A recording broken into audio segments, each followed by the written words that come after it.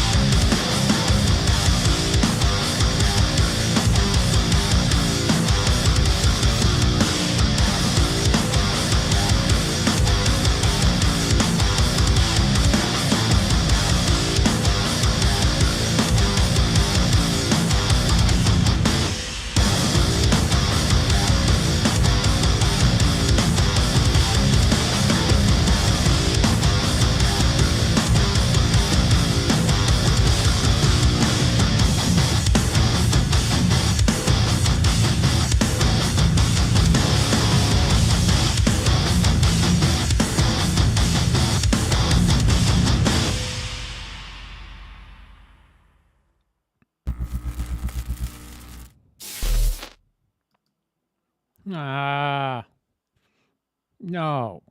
Hello, one. Hello, all. Welcome to, well, what, this isn't Weekend Live. I just, I didn't have an intro ready, and that was the only thing that was on standby, so watch a bunch of girls shake their asses while I talk about music afterwards.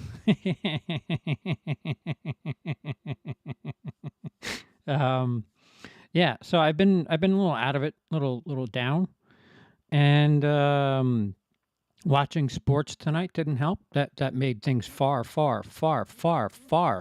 worse. Um, so I figured I'd do a little bit of a sneak peek on a project that I was kind of keeping under wraps, but if it comes up here and it just goes away, it's not really that big a deal because I'm not putting any real production into it. But you want to chat, or if you have questions, let's try to keep it music based, if possible. I'll let you know what got me into this idea. There was I don't know how legitimate the article was because it was on the internet, so it's not like I Snopesed it or anything. It was it says that 4 in 10 teenagers, either 14 or 15 or under, think that there's no such thing as good music before 1985. And I had a very large stroke because that means if you're like 13, 14, 15 today, if you're by the same logic, by 23, 24, 25, you don't think anything before 1995 is good. And that's what that's what I grew up on. I mean, that stuff molded me. The fun stuff about music is usually when we're little. Well, first of all, usually when we're very, very, very little, it depends. Usually, our parents are the ones that are controlling the radio, um, and we're kind of inheriting some sort of version of their taste, whether or not we like it. Some parents, especially helicopter parents, will do whatever they can to get kids today to listen to just kids music. Um, I happen to be of the former, and my mom was, she was young. She was young when she had me, so she was listening to very very modern rock when I was very small. So I heard popular music back then, which is to say something, because I don't know if it's a bias or what, because I don't like popular music now. I genuinely don't. It just sounds too, inauthentic, electronic, just like processed. Is that a word? Maybe processed. There's no like feeling to it. Like it just doesn't have, like, you hear a song like "Let's Get It On," like, yeah, that's a song that you know. There's gonna be fucking, because that song exists. Like you know you just feel that there's emotion there. There's more to that song than just, here is music. Here's an earworm that you're just gonna repeat. Um, I mean, don't get me wrong. There's songs that I've listened to in the last 15, 20 years that I've thought have been catchy as hell. Not like I'm gonna, you know, look into the lyrics and say, "Oh man, kiss me, inject me with your poison," uh, whatever the hell it is. That ET is basically. Uh, I think it was ET by Katy Perry was about Russell Brand because he was from a different country. As somebody who's married to somebody from a different country, I say, yeah, you're an alien. Your touch so foreign. We're humans. Take it easy, Katie. You're a wordsmith, or whoever the hell wrote it for you. Uh, but it's been said by people, and I'll say it. I won't say that it's been said by people because I don't want to, because I'm going to agree with it regardless. It's my sentiment. I do think the '90s were probably the last great decade for all types of modern music. Maybe modern popular music. I don't think popular music has had feeling since the '90s. Um, you know, Popular music has. I'm not saying it's been bad. I'm just saying it doesn't have that same emotion that it did, lyrically speaking. The sound. I mean, I'm not educated in music the way I am film. So this is just my dumb opinion as some kid who was brought up with perhaps the last gasp for rock, whether it be grunge into new metal, or I'm not counting hair metal. Sorry. Hair metal was essentially what you would call like whatever modern day pop is now. It just so happened that guitars were cheaper than computers back then. And back then, so what I was going to say, sorry, I went off on a tangent. Usually, when you're young, you listen to everything before you really like settle in and like have a style that you prefer. You kind of listen to everything, and I did. And the '90s, especially when I was really young, the early '90s, oh, could be the best time to listen to music, to be a fan of music, to have a radio, whether it be hip hop, rap, rock. There was a lot of incredible stuff, and and if you had a television, you could even watch videos with the same songs on them, and some creative videos were made for those very songs, and it helped the experience. That was it. That was the last gasp for music being like important. And it molded something in me because I had a lot that was going on when I was little and growing up, and I looked to music for a lot of different reasons. I picked rock for this episode. I could have easily I picked rock because I ended up preferring rock above everything else. Um, I could do one for hip hop. I could do one for rap. I mean, the mid '90s. I mean, I wore out my Onyx CD. If you don't know who Onyx is, I want to cry inside. Public Enemy, Wu Tang, like Biggie. It just that whole era. Like it was like you had to at least know about it. Like not even listen to every single song. You were aware of it, and a lot of it was very good, and a lot of it spoke to something, especially in the early '90s. It spoke to something that was, well, coming back around. I don't mean to laugh. My apologies for laughing at that.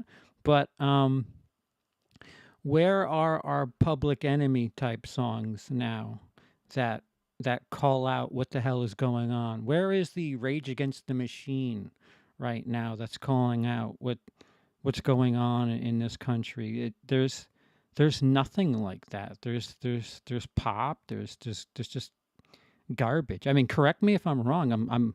I'd love to hear something that has something to say, but uh, something to say and sounds good. I mean, they aren't mutually exclusive, um, but what's going on? Um, am I live? I'm live. It says I'm live. Yeah, some needs in the chat. Yeah, what the? Okay, all right. Well, this will be a really long, wasted video if I'm not live. I don't even know how to check. Yeah, yeah. Runtime 15 minutes. Running. Everything's good. Sounds good. I think. See, you bring up real world shit, and then suddenly Twitch says, "Whoa, cut it down." Um, so what I wanted to do here, there's a video that I plan on releasing uh, sometime in the future because it's going to be a project, and it is going to be a passion project because of copyright. You can't. I mean, I can tell you the name of the song, and if you know the name of the song, you're on board. If you don't, the video's kind of worthless, and I don't like making worthless videos, except this one. Um, so I'm going to do 94 of my favorite rock, rock-ish, alt-rock tracks that I really dug from the 90s.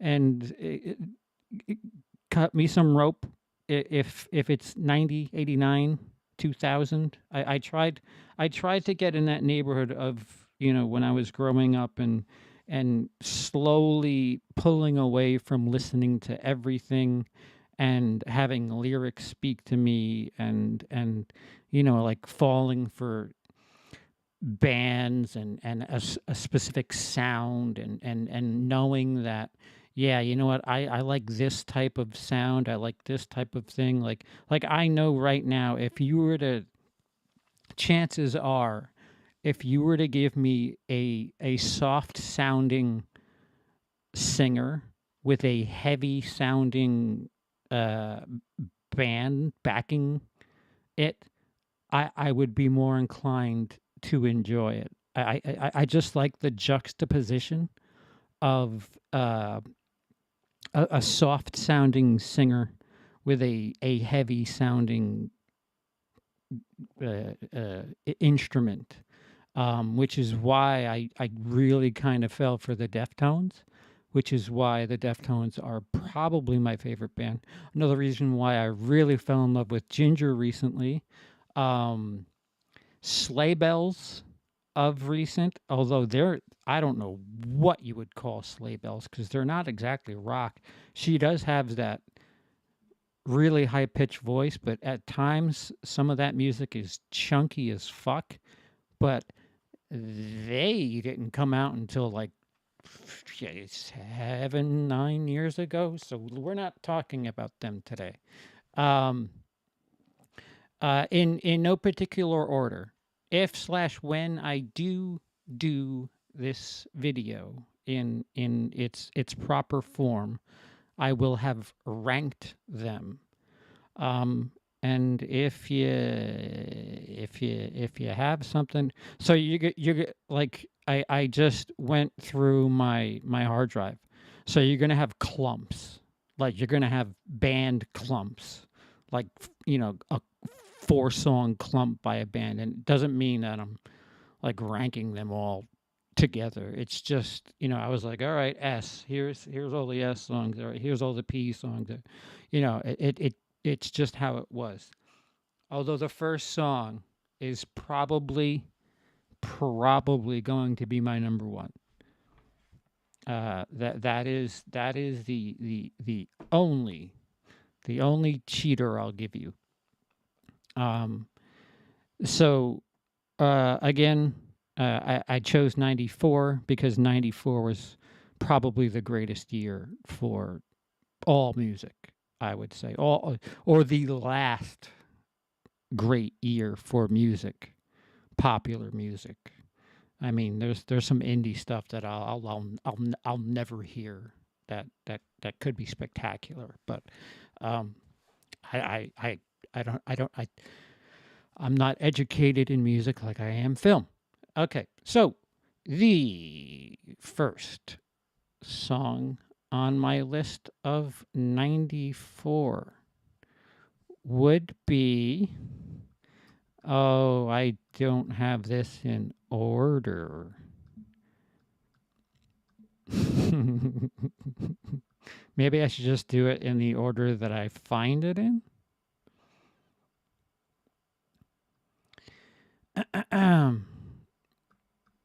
I'm going to give you, because we're on Twitch and because I can probably get away with a little bit of leeway, a little bit. And again, if they yank this down, no biggie, no biggie. I'll give you a wee bit of the track, and if you know it, you know it. If you don't, you don't. Song number 1 is Taking a While to Load.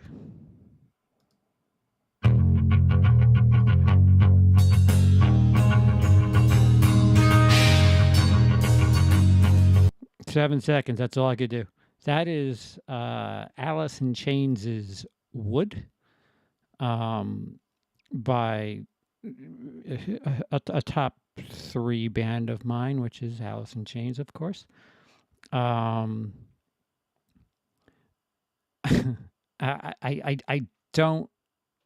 I can't explain what it is about this song that just caught on with me. I wanted to be a bassist for a while in school, because I just liked that good like that. I mean, I think I can redo it, right? That like there's just something about that deep guttural chunk that I enjoyed, and I wanted to learn how to do it. And this is a song that kind of separated itself. This band, Alice in Chains, my mom was a big fan of Van Halen. Again, I'm telling you, I was a little spoiled as far as rock and roll is concerned as a child. And I got to see Alice in Chains open for Van Halen. And some of the stuff they played, it caught on with me. And this wasn't a song that I remember hearing. And I don't remember when I first heard it, but it stuck. And there are like, it goes through, I wish, I should, before I do the actual video, I should probably speak to an actual musician and ask them the terminology for the progression through a song.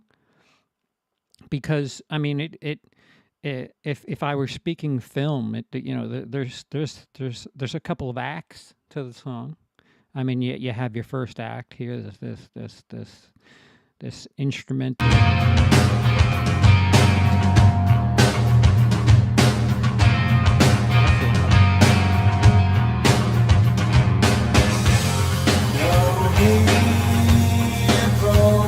And that right there, that is again, going back to something that I've just fallen for, that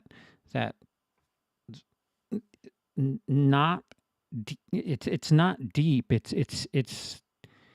breathy. It's Jerry Cantrell's voice is I can't do it. But it again, juxtaposition in music is something I think is really, really neat.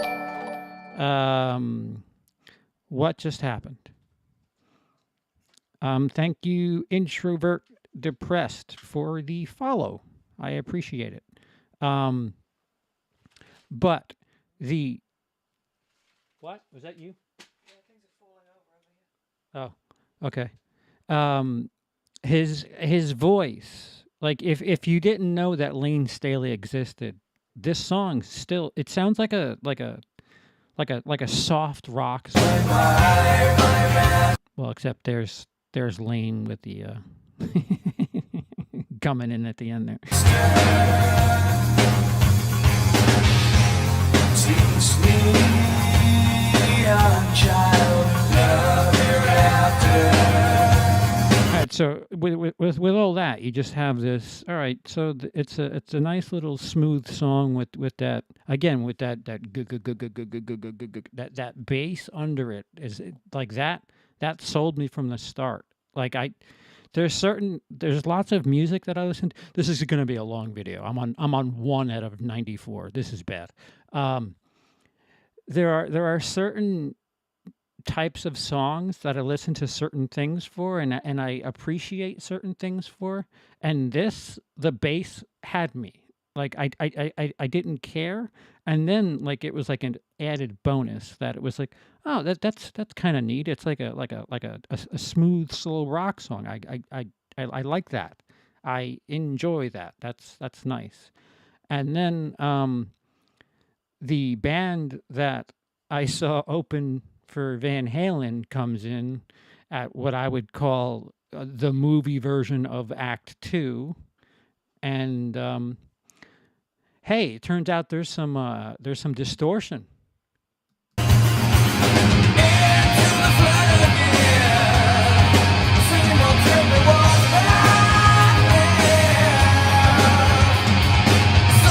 That is Lane Staley. I apologize. It's got to be like blue balls, musically speaking, but they'll put me right down. If I play enough of it and they want to take me down, they will. So I'm trying to play ball in both shapes. Um, so far we had that opening with that just slow, chunky, just deep sound, and then you have Jerry Cantrell coming in with his breathy, smooth sound, and then we cruise into this heaviness where Lane Staley and his fuck, I, I Lane Staley. I don't want to be one of those guys, but it just seems like a lot of extremely talented singers leave too soon. And Lane Staley had such range that it just didn't make any sense why we couldn't get him help, or he couldn't want to help himself. And I mean, I think Lane Staley is a more valued talent to the music world than vocally, mind you, than Kurt Cobain. That is just my opinion. I certainly can be wrong, and that doesn't mean shit. It doesn't mean shit. If you think I'm wrong, that's fine. I just realized I've been going for half an hour. We'll make this a 10-part series. How about that? I'll do I'll do 10 songs at a time. So there's that, and yeah, the song, it just carries through these different emotions, and finally for the peak, the pinnacle, the build up. I don't. Again, I'm gonna have to educate myself. Next time I do this, I'm gonna have to have a musician on to explain what words mean what, and all. What am I trying to say? But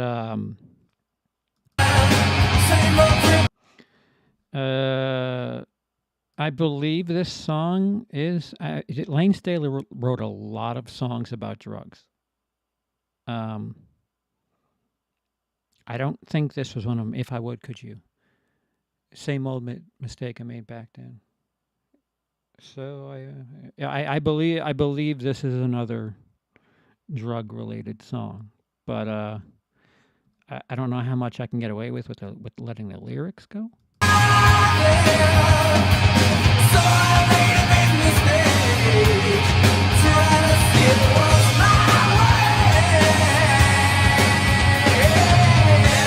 Yeah.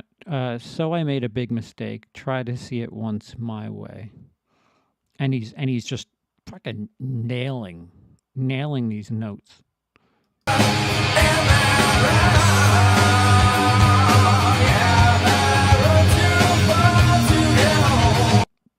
Am I wrong? Am I far too wrong to get home? Wait, have I gone too far to go home?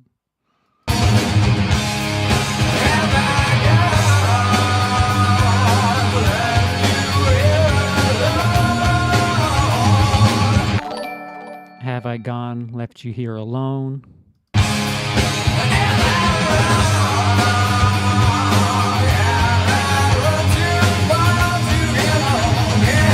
That's a repeat of the "Have I gone too far to get home?"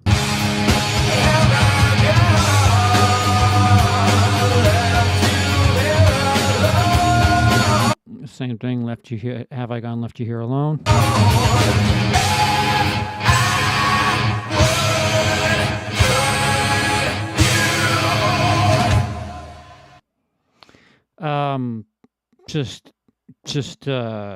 Just Oh, you know what I can do? I do have something special that I don't think they can copyright me on.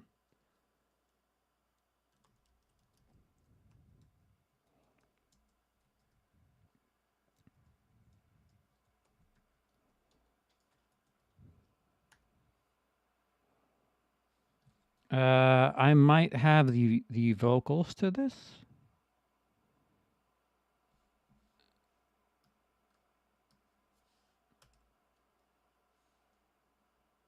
I might, and I might have teased it without double checking. Why would I double check? Because that's just what people who prepare do. Nope. I thought I did. I did at one point. There. Wait a minute. I can. I can.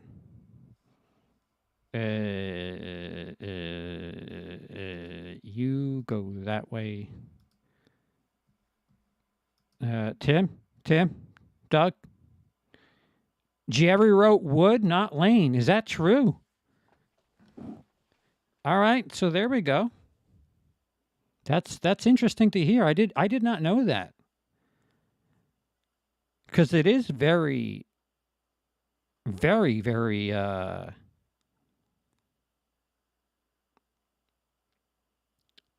I on YouTube?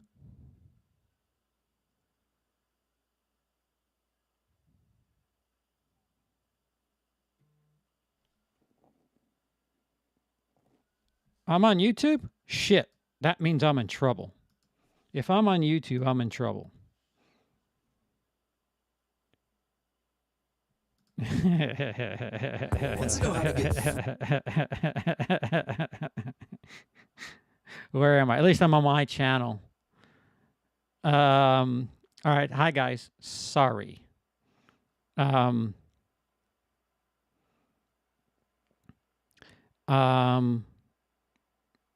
Yeah. If you guys would not mind, because I'm going to play the music, they're gonna kill me. They are going to kill me.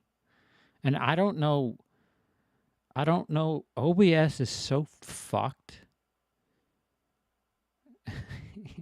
Fuck you, Cody. You know what, this video needs more intros. That's to buy people time when they get notified. I can't just announce a video and have 600 people waiting for me to get there. I have to say, hey, I'm going to be online in 20 minutes. So I'll give you time to get in there. Dick. Yeah. Cheers, Deadhead. My apologies. This video is officially just I don't even know what the fuck to call this anymore. Don't disrespect my Skid Row and Doc and Biatch. No, I love nu metal too. Don't get me wrong. And again, like you've said, I've grown out of it. Even country music today isn't as good as it was. Oh, Shania Twain, is that too poppy? Oh, that album that she released in the late 90s? Oh, fucking hell.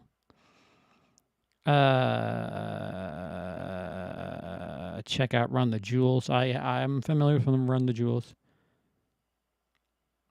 Old-fashioned country. You're good? Okay, so we're not talking about the Rangers, please. That's why I'm doing this.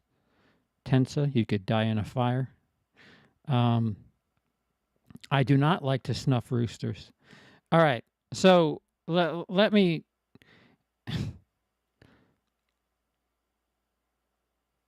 All right, so I'm warning you now. YouTube might block it. I'm just gonna go ahead as if I would have on Twitch. If I get blocked, if this gets cut off, I'm gonna do 10 songs. If you don't hear me get to 10, twitch.tv/WILIscredia, I will finish it. But I can't just talk about songs without giving you reference points. If that makes any sense. This it makes me kind of upset that this is on YouTube, but throw those thumbs up there because that helps. Uh, um, uh, for a dozen reasons. That like the Twitch was like a test run because I wanna put production behind it and truly rank it. Although I told you I told you guys that this would be on my number one. All right. So anyway, um, brilliant song. Brilliant song. I it's usually in most people's who are fans of Alice in Chains. Usually they're top 5. I would say top 3 in some cases. Um shit, now I gotta crack open. Wait, hold on. I gotta break open 2 windows now. All right, let's get rid of this window. Where did you go? Where did you go? But I don't see no window.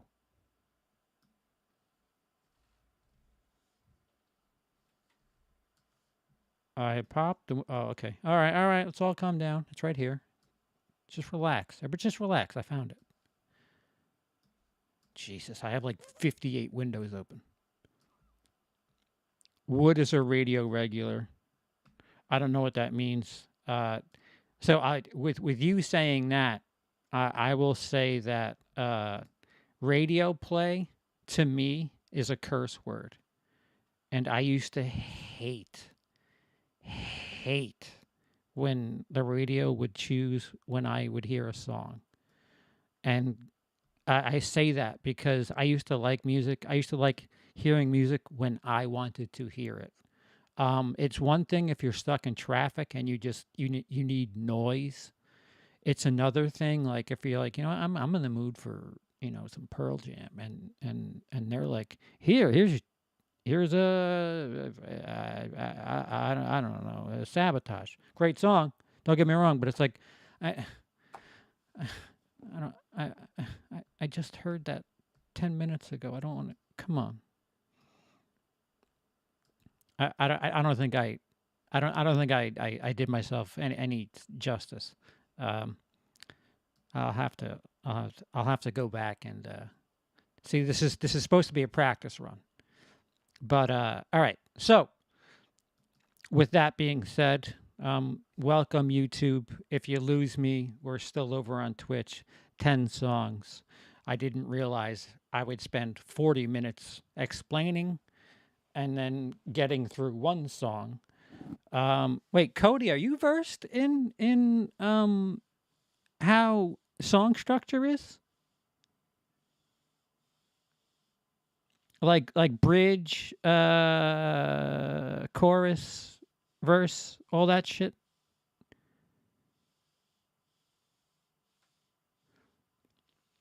A good song is a good song. That said, if it becomes a radio regular, it definitely loses its magic. Yeah, that's how what I feel. When I got my iPod, I literally never put my radio on again, and I just plugged my iPod in. I was all about making playlists. My old school iPod with the fucking spin wheel. Those assholes got smart because they knew that if you make a thing that just has your music in it, people will buy those things, and they're redonk expensive now. Assholes! I had mine stolen out of my Land Rover. I realize how upper bougie white trash that sounds. Oh, I left the door unlocked to my Land Rover, and they stole my iPod.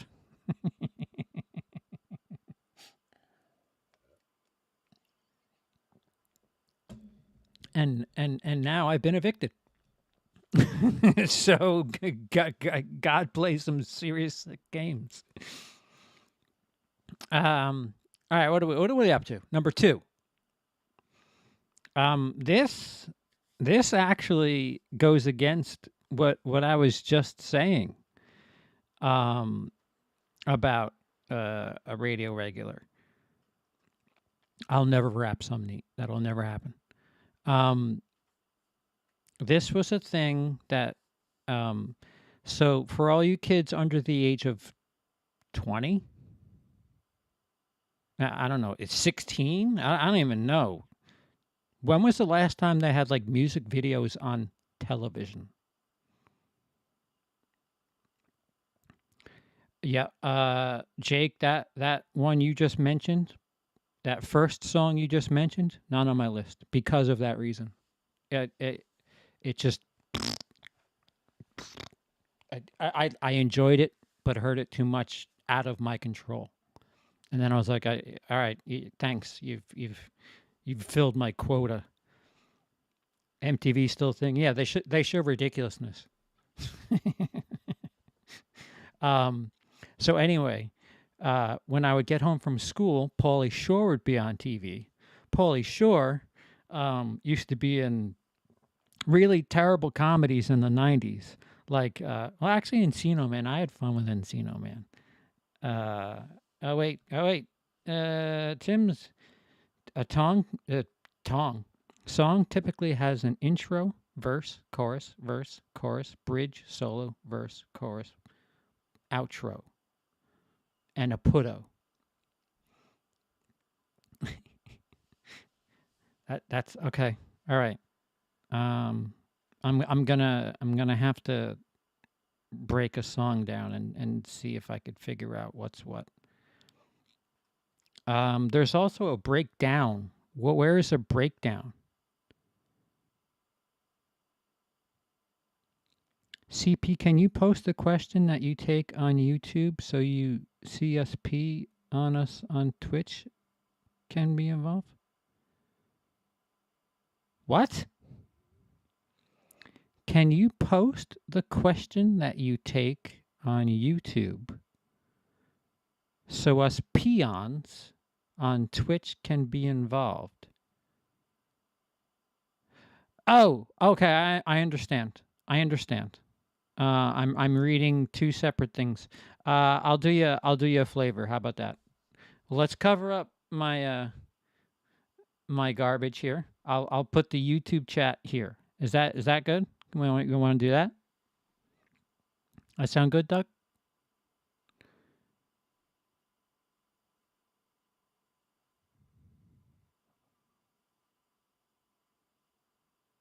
Breakdown would usually be where the solo or bridge would be. Cool. Okay. All right. Let's get my man Doug involved with peons. Doug wants to be peed on by YouTubers. We can make that happen. We can get some YouTubers to pee on Doug. I believe you have to go to their OnlyFans for that, but you know.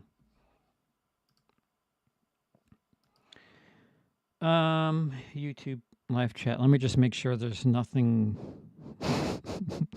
nothing delicate in there. Yeah, good.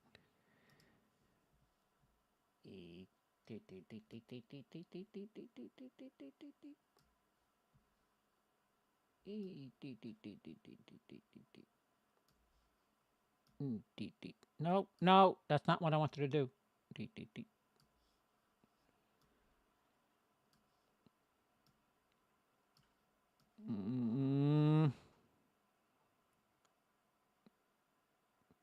Is that legible? Can you read that? Or should I just move here? Maybe stretch it a little bit.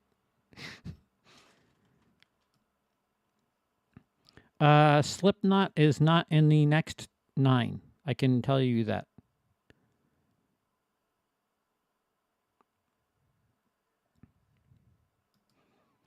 I worked in music for 16 years, got production on a few albums, but all but rap, so the structured a tad bit differently than a rock song. I understand. That's awesome. Okay, cool. All right, good. All right, we're all good. We're all sexy Rexy. Now on to track number 2.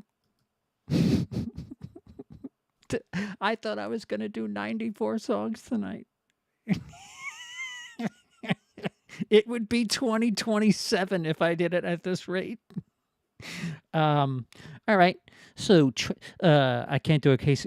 I don't even know if you guys would know who Casey Kasem is, but uh, our second track. Oh man, I have way too many windows open. Just like way too many. Oh no, I lost the music. All right, so wait a minute. Let me drop the YouTube box cuz I can see it. Nope. Nope, it went away. That apologies. Bring it back. If I drop it on my screen, it just drops in real life. That's terrific. That's just terrific. Thanks, guys. Thanks. That's mhm. Um no, that's not it. Um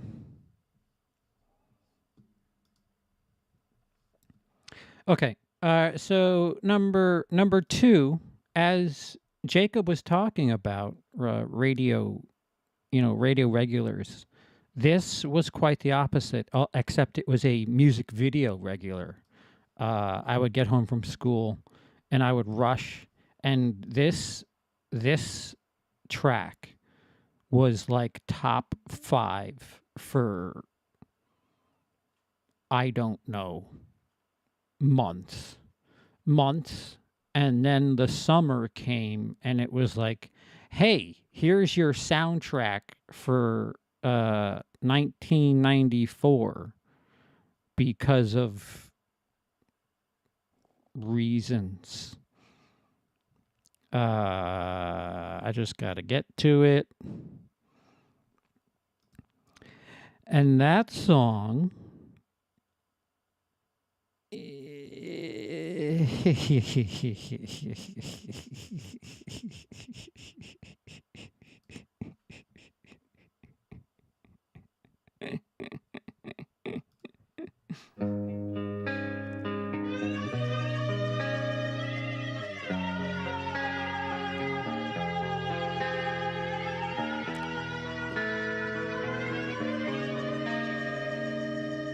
that is Black Hole Sun by Soundgarden.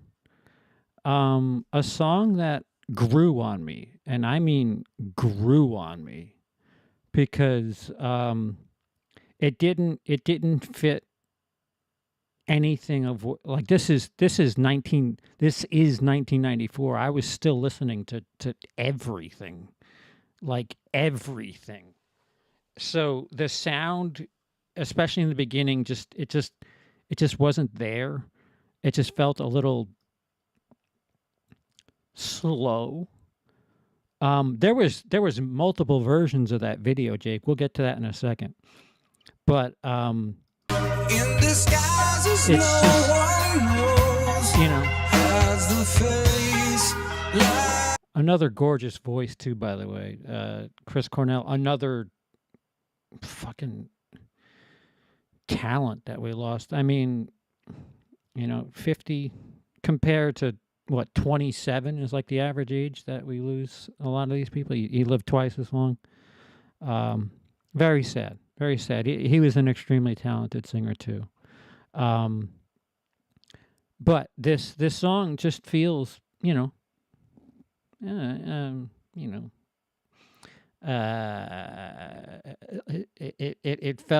it felt like something he could have put in singles. Hit Chris Cornell, Temple of Dog or Soundgarden. They had a track in the singles soundtrack. I think it was Chris Cornell, and it was it was also in the Man of Steel soundtrack. the snake. It's just slow. By disgrace, boiling heat, somber stench. Neath the black, the sky looks dead. The key the key to where this song goes is in the lyrics. Is boiling heat, summer stench, neath the black the sky looks dead, call my name through the cream and I'll hear you scream again. lies the snake in the solidified disgrace. Boiling heat, somber stench, neath the black, the sky looks stale. Call my name through your cream, or not your cream. Well, if you call my name through your cream, we're going to have some Roe versus Wade problems. Through the cream, and out, hear you scream again. And then here it comes. Black hole sun, won't you come?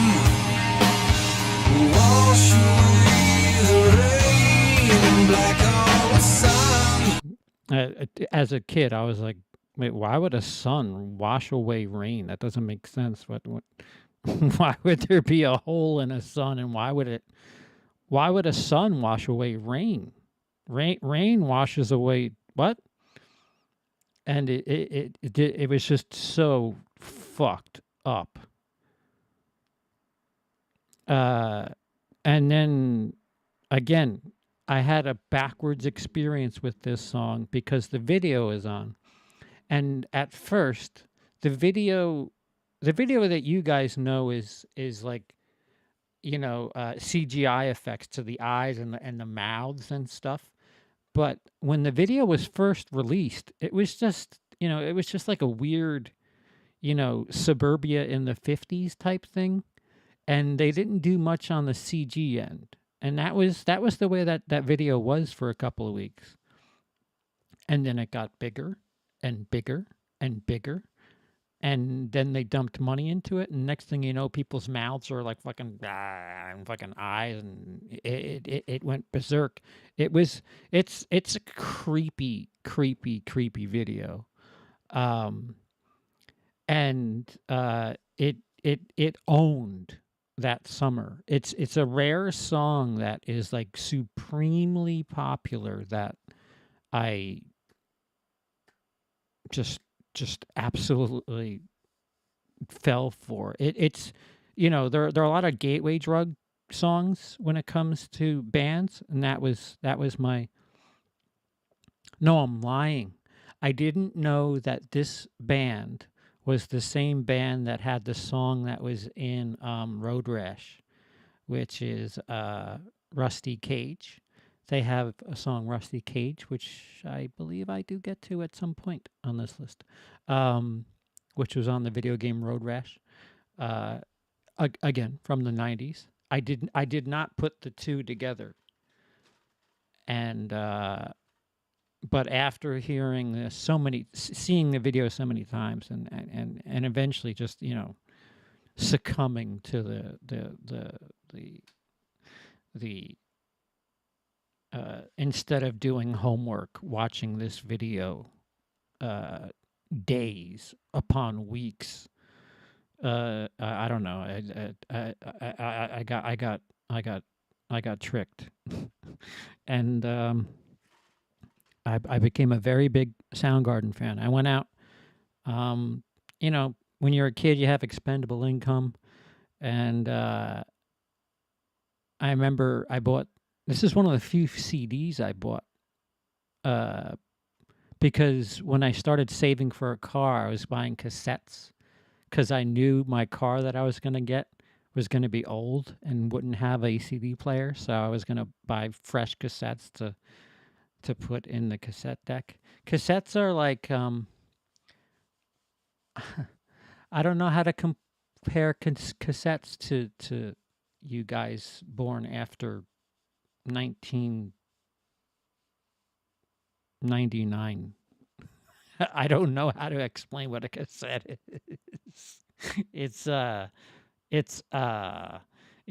little square. It's got two holes in it, and you slide it in to a radio unit type thing.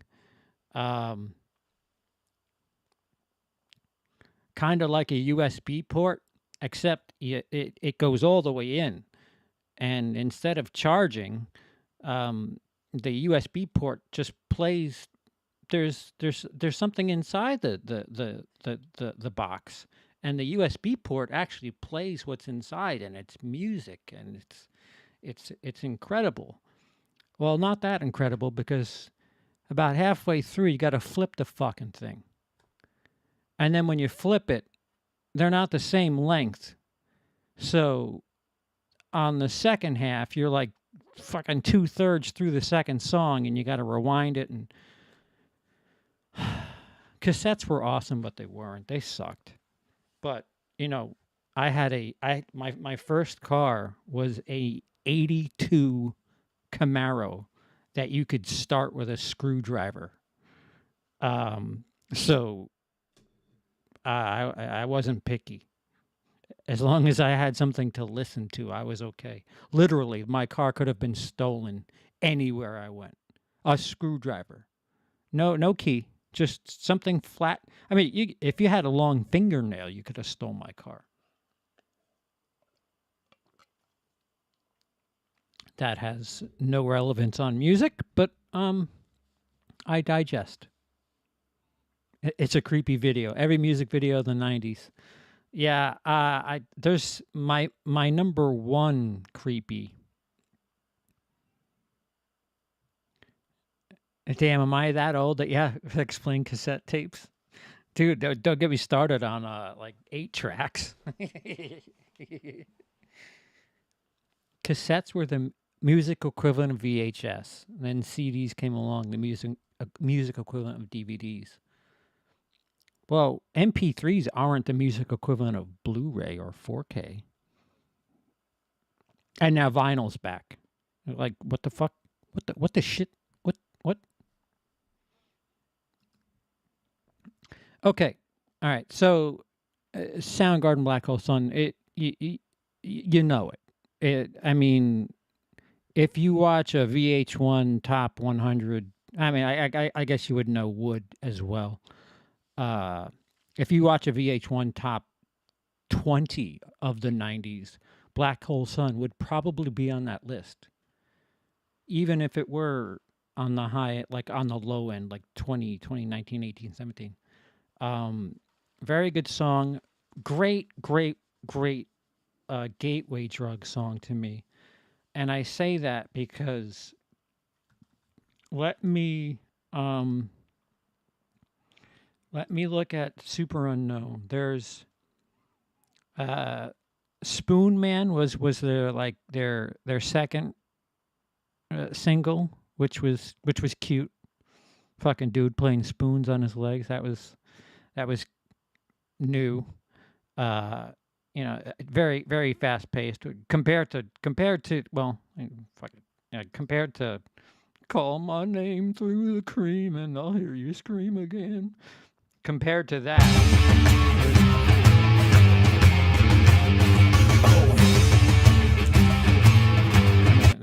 that's fast. And then let's see if we can get to the spoon solo.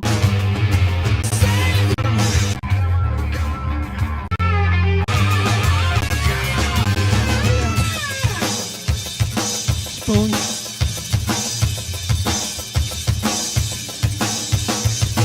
Spoon. Just fucking spoons. It's just fucking dude playing spoons on his legs, and it was quite popular. But there's a bunch of songs on that album that I ended up buying that I really quite enjoyed. I would say I'm looking here. Spoon Man was a single. Fell on Black Days was a single. My Wave was a single. That might be it. Oh, and of course, obviously, Black Hole Sun. And my favorite song? Wait, was Head Down a single? No, I judge music, or at least I did. I still do. I'm a liar. I used to judge music on whether or not I wanted to fast forward through a track. If I could just let an album play, I thought it was a really, really, really good album. And this is me as a fucking idiot, 11-year-old or whatever. And Super Unknown by Soundgarden, I think, was the first album that I, paid for with my my allowance money and listen to it. And where is Black Hole Sun? I'm trying to see what track number it is. One, two, is it 4? It's 4. No, it's not 4. 5? It's not 5. 6? It's not 6. 7? It's 7. So you know, if you're not uh although I had the CD, I could have just fucking ding ding ding ding ding ding ding to 7. But I wanted to hear it. And the first song you get is Let Me Drown. Then you get My Wave, which is, again, it was a single, and I think it was a single by the time I'd had it. And Fell on Black Days was the next one, and I just let it play, and this is where like taste started evolving. Like, you know what, I don't need a specific speed to enjoy music. You can do things differently, and I'm all right with it. And Soundgarden, that album was really kind of, I don't want to say all over the place, but there was slow songs, there was fast songs, there was fucking chunky songs, and I think my favorite was, this is when I knew that I was going to really like heavy stuff, and their 9th track is titled Limo Wreck, and it's just distortion, heavy, fucking drop D tuning. It may not be drop D, it might be drop C. Nope, wrong.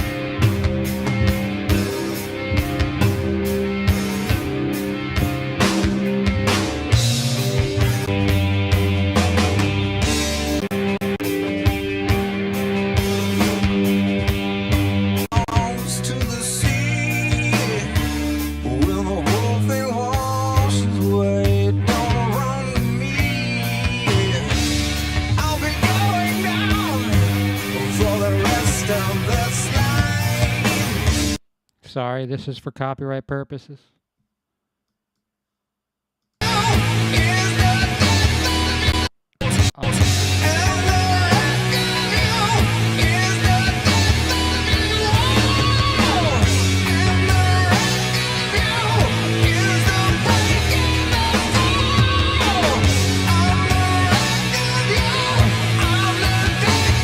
So that ended up being my favorite track on the album. This is what I meant to say. This is the song that I knew.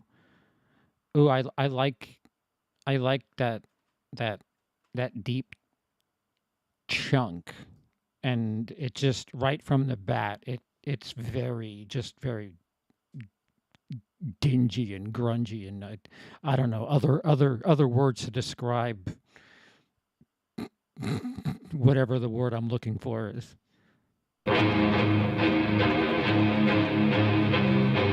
Just dismal. It's just fucking Trump's America. That's what this is.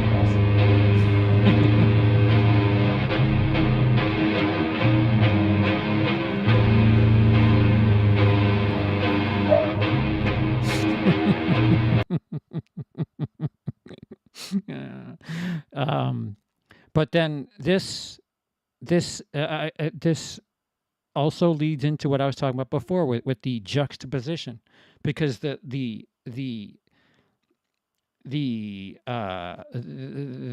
instruments are so heavy, they're just so fucking crunchy, and by the time Chris Cornell drops in, he like neutralizes it, and then you have this like parallel thing going on here. Shower in the dark day, clean sparks stabbing down, cool the waterway, where the baptized drown, naked in the cold sun, breathing life like. I just dug it. And like that that was probably the introductory to me liking stuff like Deftones, Ginger, stuff like that. Uh, juxtaposed sounding music. Speaking of juxtaposed sounding music, uh, well, you know what? While I'm at S, let me show you what Sleigh Bells is. Can I find a song that would define? Give me time. I'll prepare better for that one. Episode 2 on and this is still on YouTube. I hate myself. I fucking hate myself. This is supposed to be a secret. This is supposed to be a Twitch exclusive. And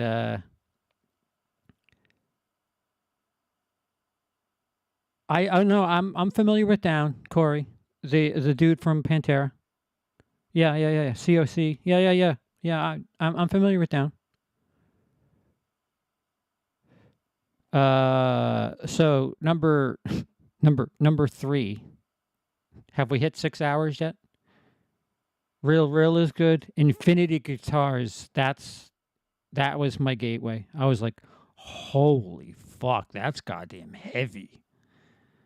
Where are you? Where are you? You know you're on my hard drive.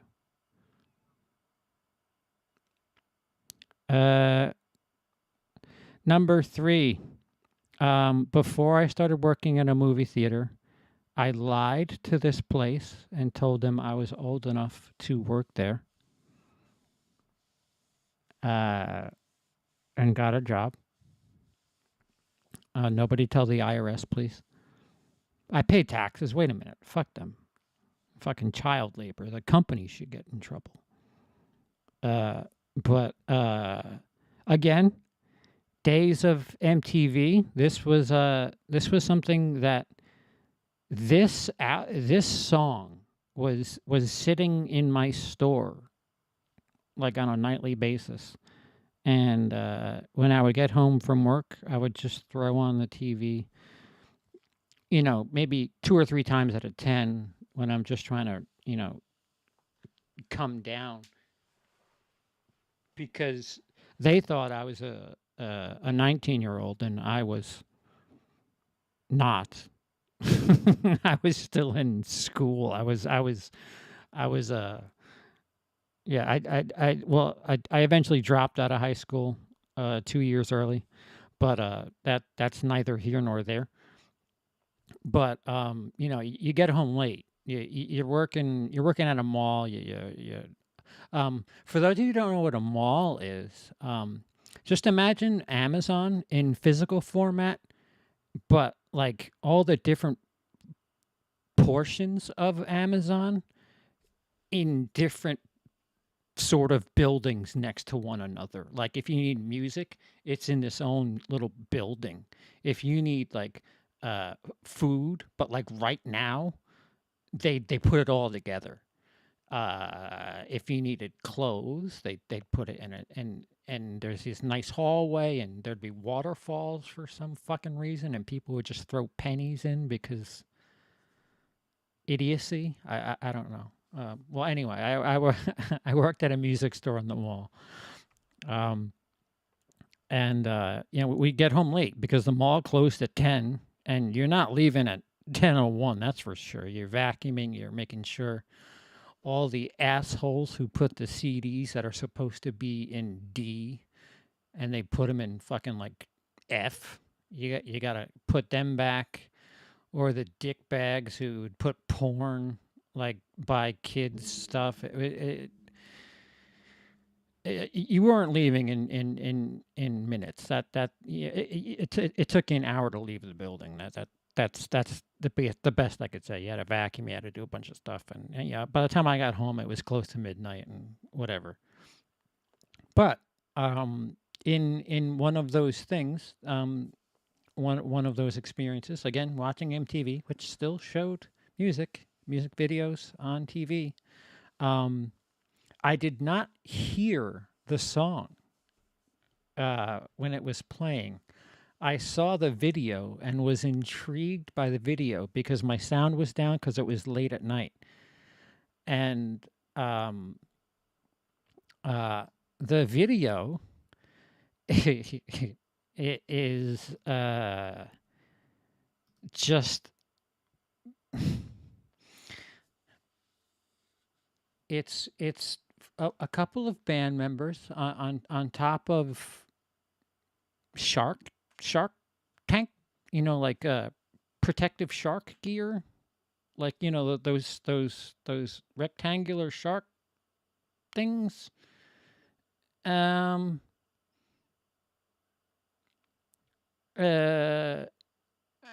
don't know. Like if you watch a show about a dude who's trying to feed a shark, the thing that they're in, except the band members were on top. Jake, stop it. The band members were on top, and behind them it looked really, really cold. And I was just like, this is odd. Why is this on MTV?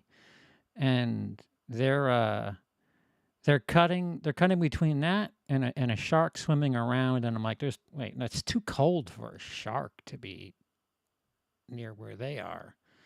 And editing's a wonderful drug. And so I saw the whole thing, and sure enough, towards the end of the video, the lead singer just dunks his head in and fucking screams. And I was like, that's pretty fucking awesome. I didn't hear the song. I did not hear the song. And I was like, what the fuck did I just watch? Was that actually music? Because that was a really cool video. And it's as an editor, 25 years after the fact, I could redo that. You give me 4 guys with water and some shark clips, I'll make that video for you. But my little childish brain was like, whoa, this group is hardcore. And that, of course, was ruined by Jake and this song. Another gateway drug.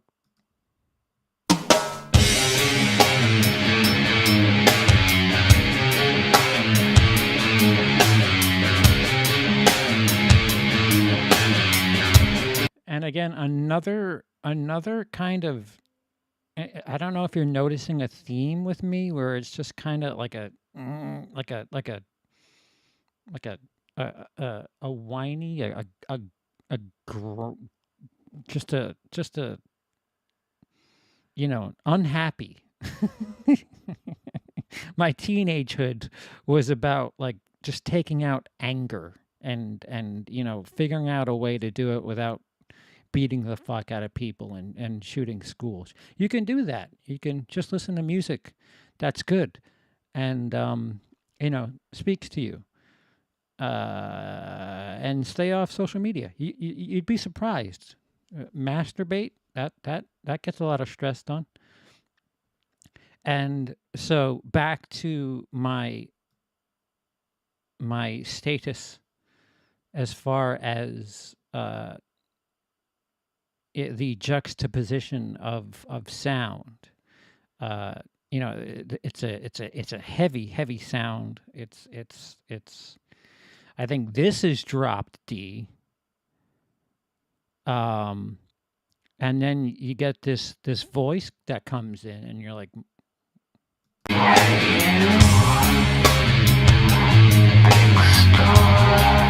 whisper.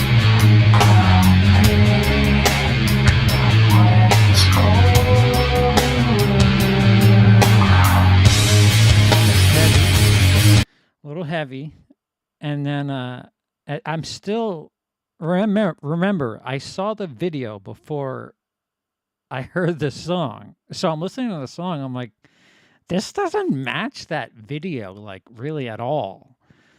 Yeah, I mean, yeah, it's heavy. But getting back to this. Keep in mind, this stuff is playing like while a shark is swimming around 4 dudes playing music in the water, and it's just like, yeah, I think you guys think of yourselves a little too hardcore. But let's see if we can get to the drop.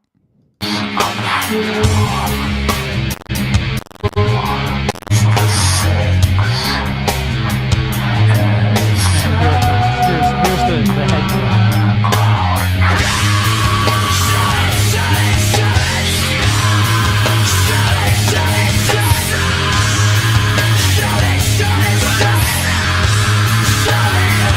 So heavy, and it caught me by surprise, and I was like, no, I like that. I like that a lot. And then he does the thing again and goes back to the juxtaposed sound, which I realize this is very stop-starty for you guys, but I'm doing my best to fuck over the copyrights.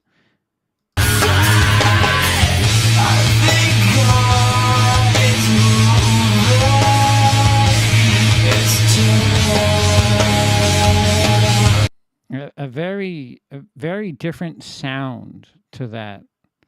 And by the way, lyrically speaking, Gino Moreno is nothing to write home about. I think God is moving its tongue. I thought so many hours about that, and I was just like, what the fuck? And then I eventually read somewhere that he was like, I was just high and wrote it, and I was like, thanks, asshole, thanks. But My Own Summer, due to a music video that I did not hear and was intrigued, and the next day at work, because they used to tell you in the bottom, they used to tell you who directed the actually, they didn't always tell you who directed the video, but you'd see the name of the band and the name of the track. Sorry, I gotta stay out of the way of the shat. And I was intrigued. I went to work. Well, the company doesn't exist anymore because the company that bought them was bought by Best Buy. So whatever the fuck. The company was called The Wall, and The Wall, you used to be able to listen to shit before you bought it. And I was like, hey, I just want to listen to this Deftones thing. I saw the video last night, and like it's been on my mind since I saw it, and it's the first song on the thing, and I was just like, whoa, that, all right, that makes sense now. And all right, so here we go. Here's a this could be the first predictable one from the 90s. I mean, number 4. Again, we're doing rock and stuff. This is just stuff that played a lot, and I know I said I hate stuff that always plays on the radio, but I liked this song, and I would put it in my top 94 of the 90s. No.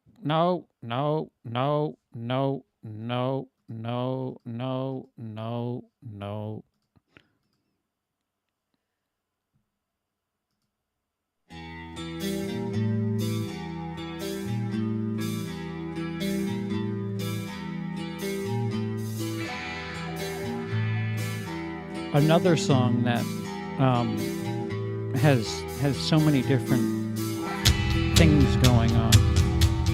Starts off slow, gets a dun, dun, dun, dun, dun, dun, dun, dun, dun, dun. And I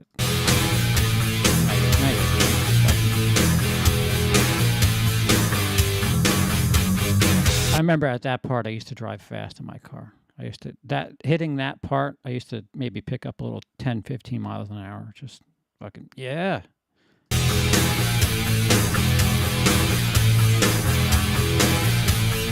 Of course, I wasn't old enough to drive when this song came out. I just mean when I had it in my car and playing it. Just Metallica. Being Metallica. And the thing that really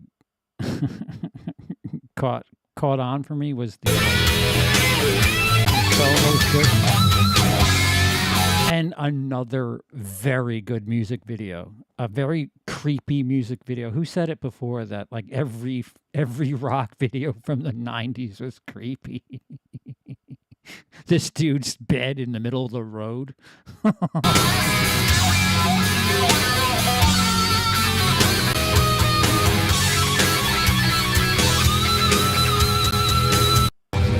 and then you have this shit right here.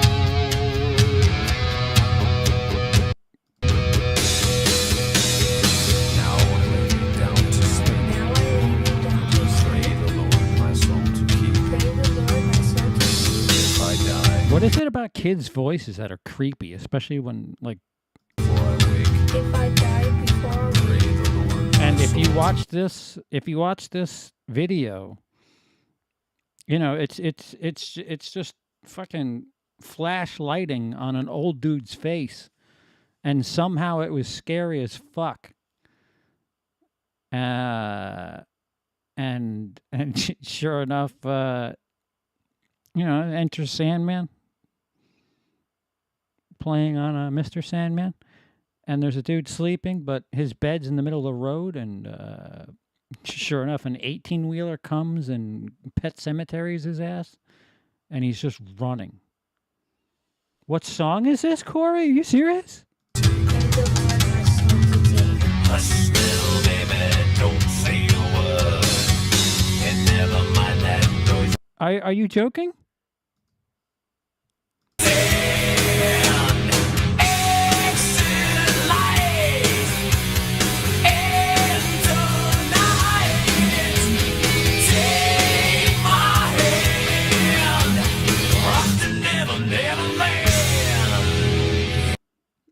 Do you got it?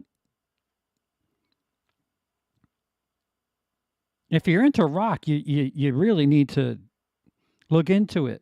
Enter Sandman by Metallica, and then you get this little.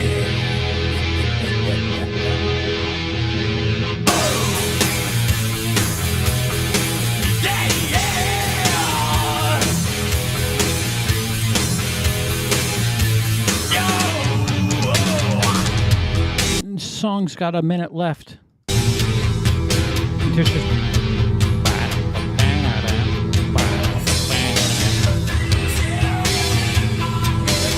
It's just fucking badass. You know, especially when you're young. That old dude was in a bunch of horror films around that time. Hey, we need a creepy old man for our movie. Get the Enter Sandman guy. That's awesome. Next on my list, this I heard on the radio and is going to be surprising. It's not the only song by this band, so relax. But they only played it on the radio because it was a... See, back in the 90s, if there were like B-sides and shit, they weren't, you know, you couldn't just download it. You had to go find the limited edition thing that it was on. And I had a radio taped version of this song because I enjoyed it that much.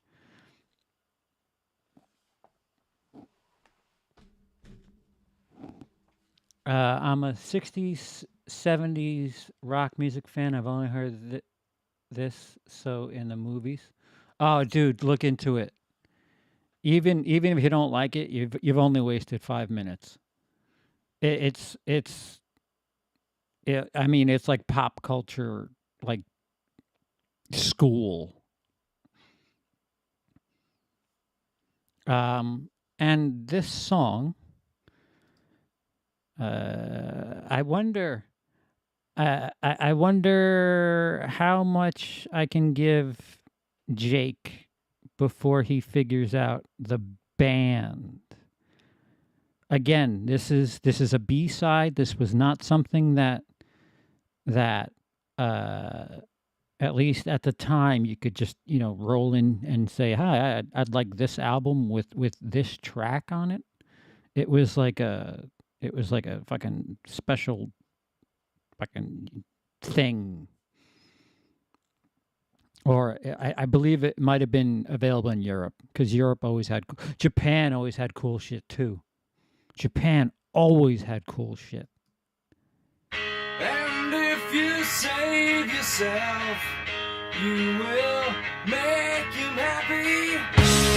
Keep you in a job, and you'll make you happy. Do we know that one, Jake?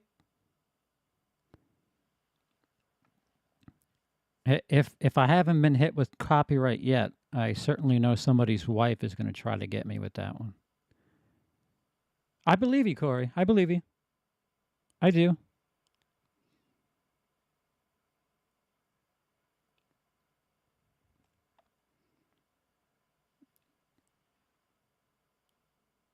Jake. A Clockwork Orange. Do we not know this song? Do I have you guys beat? It took me 5. We're only up to 5 songs. Jesus Christ. This video is going to take me a year.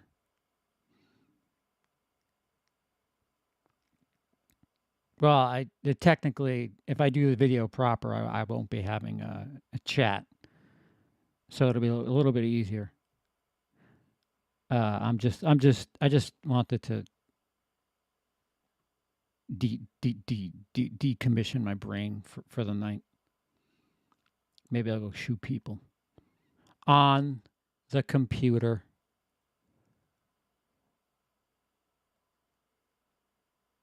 Was it on Bleach? I don't think it was on Bleach.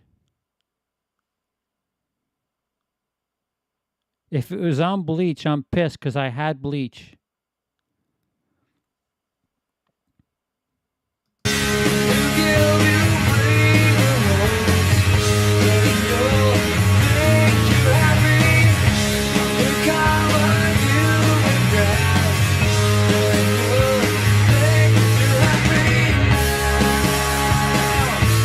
So very often people said that that Nirvana was like the 90s version of the Beatles, and I never really saw it until I heard this song. If the Beatles existed during like alternative rock era, I would say, oh yeah, this could have been sung by the Beatles. This is the title of the song is Verse, Chorus, Verse. Nirvana, very good. Talking about practice. Verse, chorus, verse. I later found out its original title was Sappy. So there's that, and that's basically all this is. I mean, the name of the song is it's verse, chorus, verse. It's fucking.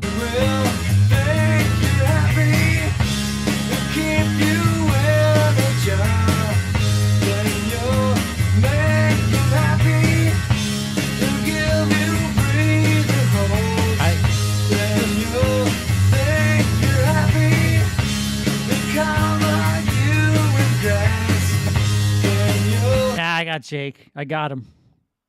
That's all that matters. Game over. All right. So yes, Nirvana verse, chorus, verse. Again, I'm not doing this as a ranking. This is I'm just going through my list as I wrote it down.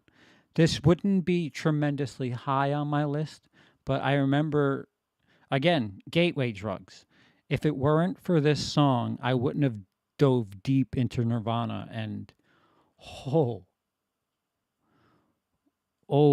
there's lots of Nirvana that I enjoy, lots, and because of that song, I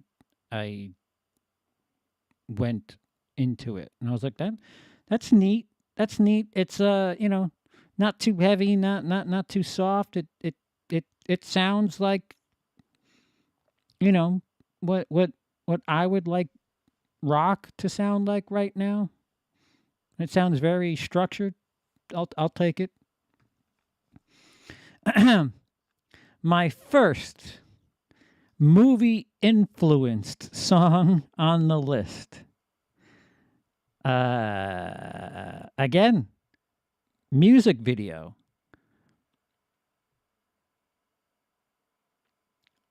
Oh, Cobain, he lived up to the hype. Yeah, he did. Absolutely. And thank God Courtney Love cashes all those checks.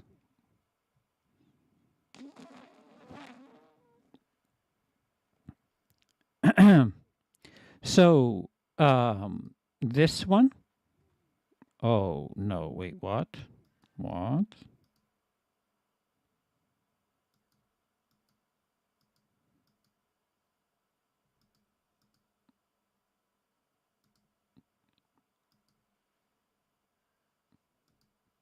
Oh, no. It's corrupt. All right, so we're going to skip it. Gonna skip it. A lot of these I have at the top were like music videos. So 6 is getting skipped, so I'll go to 11. These go to 11. Number 7 was another one that was a music video that perhaps was a gateway drug to my love of cinema. And it certainly itself showed a love to cinema if you watched it. And the use of all different types of instruments really, I really dug it. And it's not, it wouldn't fit with anything else I've put up so far as sound. Like everything I put up so far, it's got some sort of crunch to it. This, no. And this is something that I saw the music video and I was just captivated by it. And perhaps, it's strange. I don't know if maybe that's how I feel about music now, is that we don't have something to look at to accompany the music, something to I don't know. I wanted to do this video on how trailers that sync to the songs that they have in the background could be some of the best trailers that we've experienced in the last 10 years. The one that I always think of that comes to mind is, and this isn't like a some bullshit lead into the song. The trailer for The Accountant with Ben Affleck. The editing on that trailer is incredible to use with the music, because it opens with Ben Affleck's character as a child in the backseat of a car. It's raining, the wipers are going, but the wipers are going to the beats of the song, and it's Everything in the Right Place by Radiohead, and the entirety of the trailer plays to the beat of the song, and it's incredible. It's absolutely incredible. Yeah, Radiohead. Everything in its right place. Actually, that I can. I'll do that. I hold one. I can. Uh,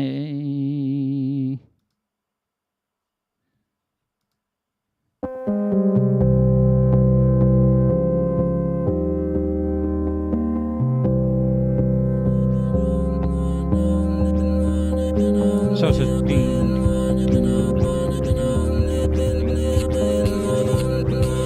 I like that trailer more than the movie.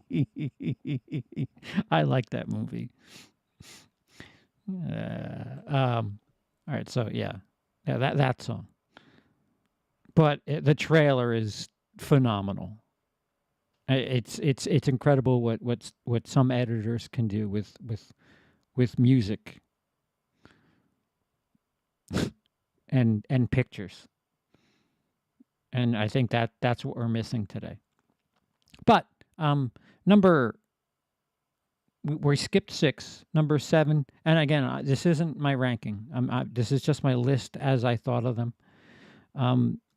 Something that I rather enjoyed a lot and wouldn't have expected to, because I was kind of getting at that age where it was just like, you're too tough to listen to shit like this. Like you're gonna get made fun of at school if they know you listen to this song. But here it is.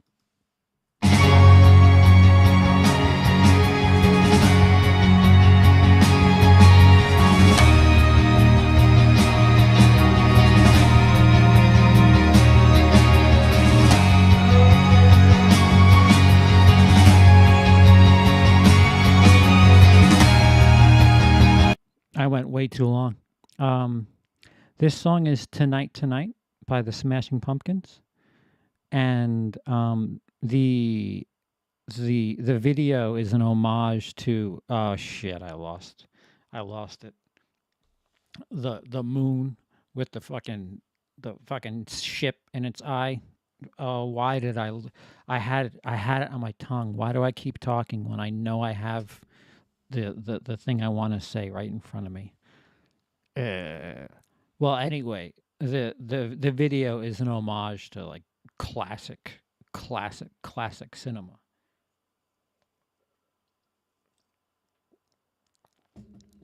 A Trip to the Moon. Thank you, Ben. And it's just pretty. It's sweet.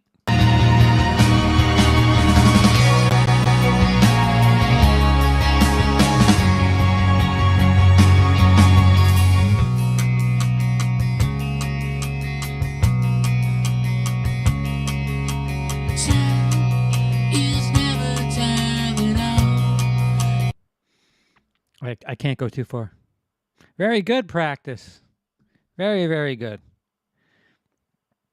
And then it picks up a little bit. I mean, I do enjoy it when a song kind of best double album ever made, accurate. I know a lot of people that prefer 1979 to this, and I'm not one of them. I can understand, but I'm not. I didn't exist in 1979, so maybe that has something to do with it, but the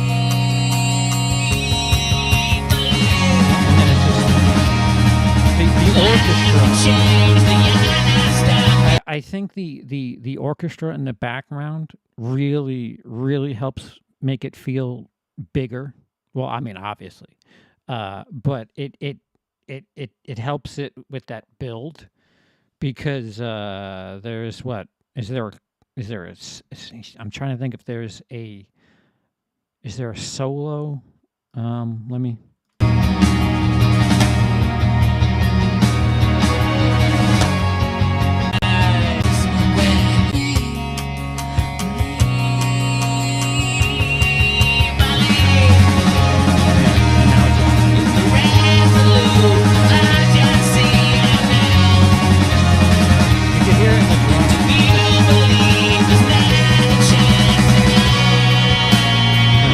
there's that. There's a I can't mimic drums, but they do it again towards the end, and that's where it like really pays off.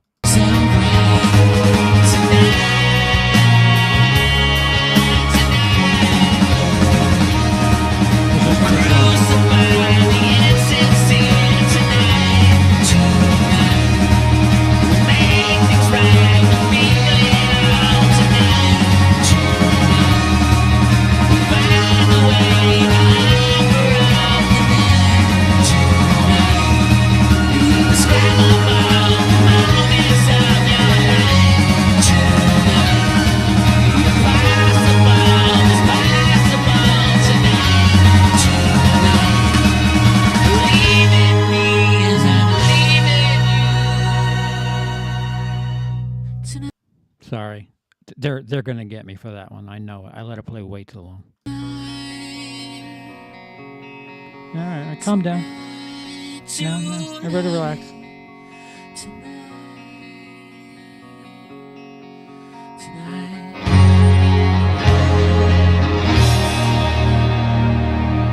I that was one of the first songs I listened to on repeat. Like I would listen to that song 3 or 4 times and annoy the fuck out of my mother.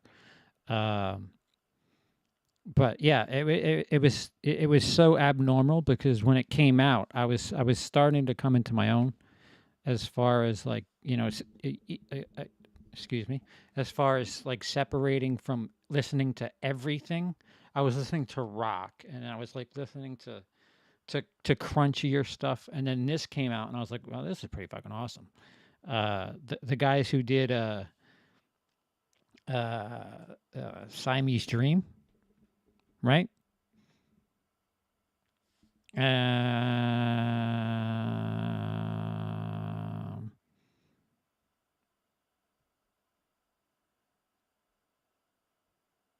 Yeah, check it out on Twitch.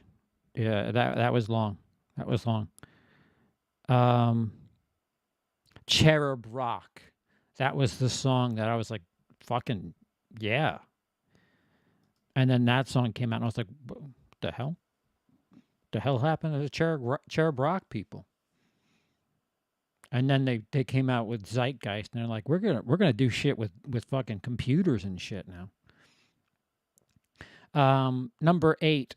This lots of people would probably consider a one-hit wonder. Like a very, very, very, very one-hit wonder.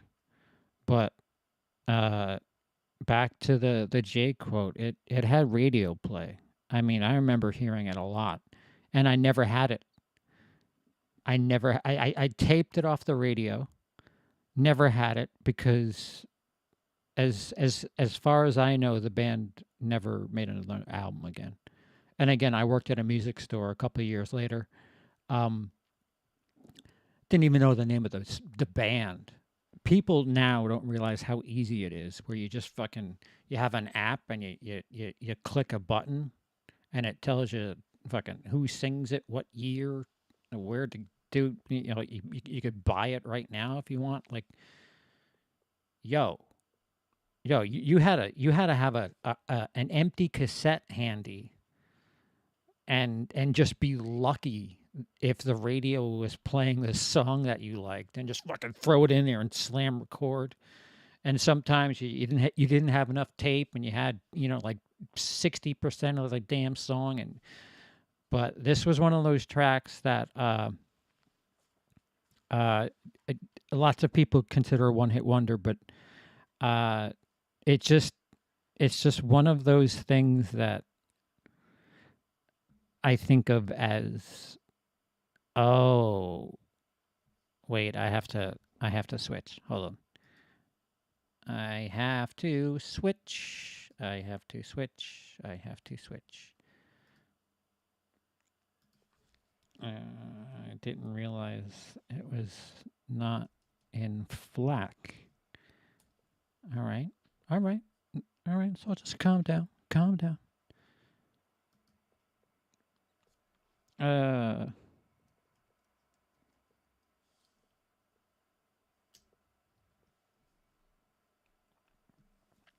and one-hit wonder. Although looking at their YouTube video, couple of dozen million views, so people remember it.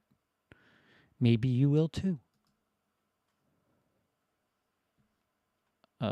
Commercial. Never mind. Wait. Well, my question to you is whether or not you know the name of the song. Do you know the name of the band? Because I didn't. I didn't for at least a decade.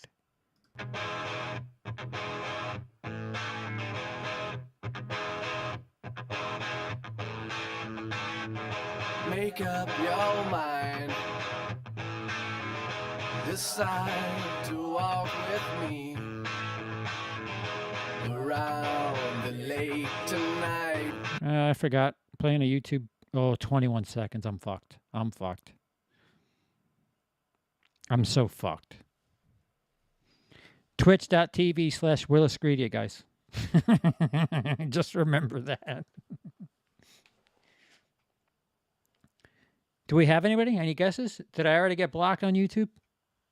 That might have did it. That may have done it.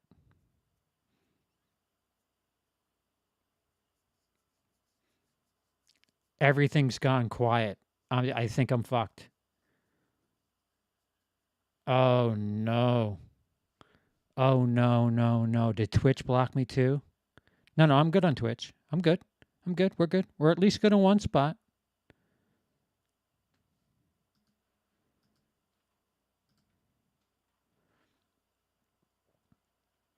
You know the song, but not the group. See, that's exactly it. No clue. All right, so let's see. You're still on YouTube. Okay, good. All right, good. Behind the boathouse, I'll show you my dark secret. This was like a staple on radio. I'm not gonna lie. And let's get to the chorus.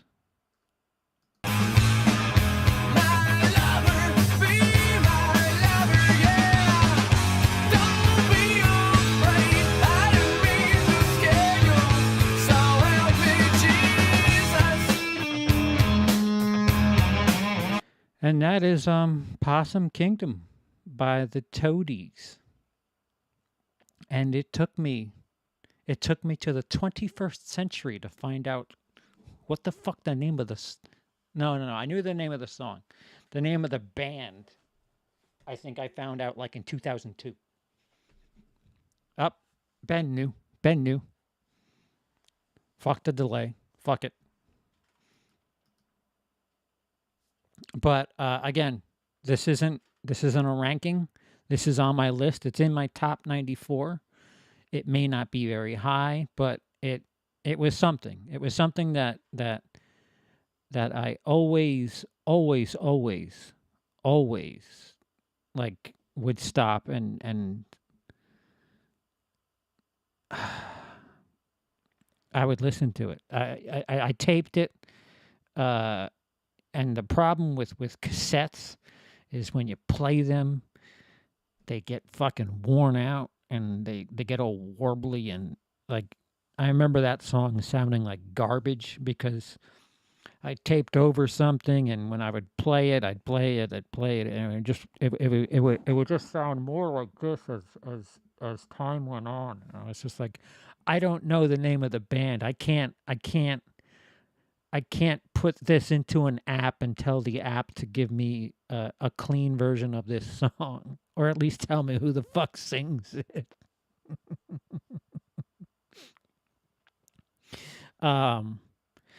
So nexticles. Let's see what we got here. What do we got? So that. Excuse me. Chill. That was technically 8, which is technically 7. We got 3 more.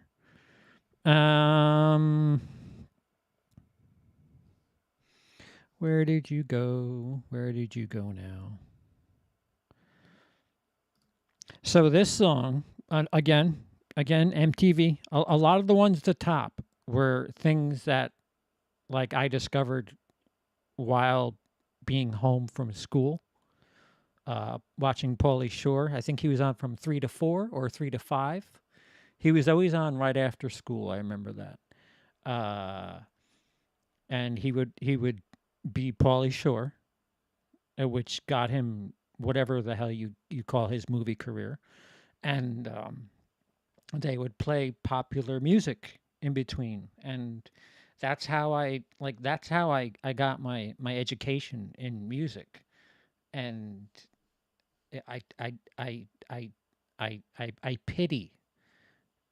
pity this generation if they have some version of that, because I mean, I don't know, there could be really, really great tracks out there right now. I'm just a fucking boomer at this stage when it comes to music and new music. Nothing really new hits me except in my genre. Like there's not going to be some sort of like fucking new, I don't know, jazz pop that's going to be like, holy shit, this is fucking incredible. I need to invest in every band that plays this. But this is what got me into this was the big thing about this band on MTV was they were talking about the fact that they weren't even legal to drink in the US. And I was like, fuck. Fucking they're on MTV and making music that I kind of enjoy, and I'm here watching them ignoring my homework. Maybe I should probably do something with myself. And I quite enjoyed the song, which makes a difference. Wait, what? Why is it not there? What is wrong with this?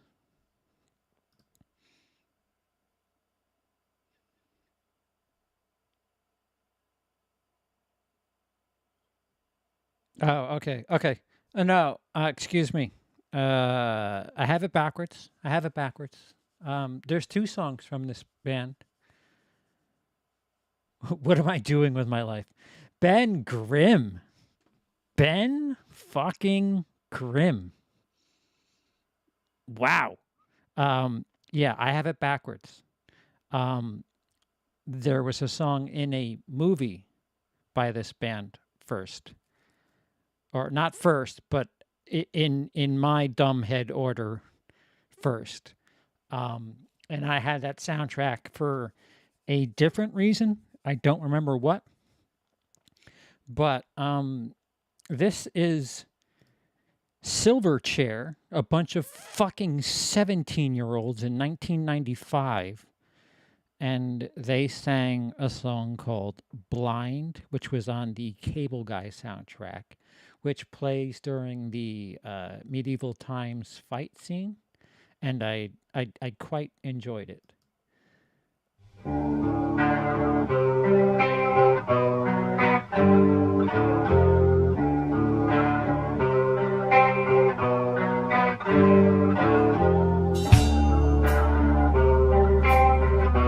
And again, you can hear like that sound, that like that if you like averaged out the stuff I've played, this kind of has that sound, that deep kind of, I don't know, that tone. It fits. You know, it fits in my suitcase, I guess is the best way to put it.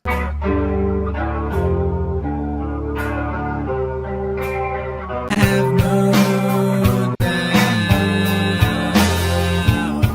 we're all gonna die from fear. Everything's done, and I can't find. Yes, distortion was very common in the 90s.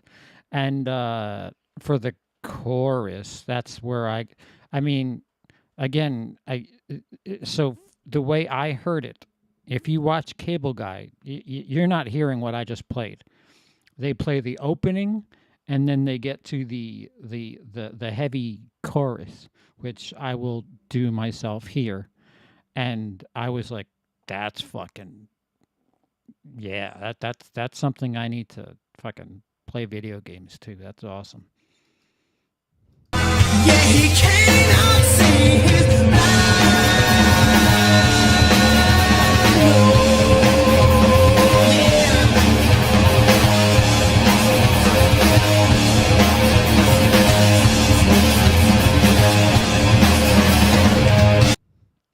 So there's that. There's that speed, which is endearing to me.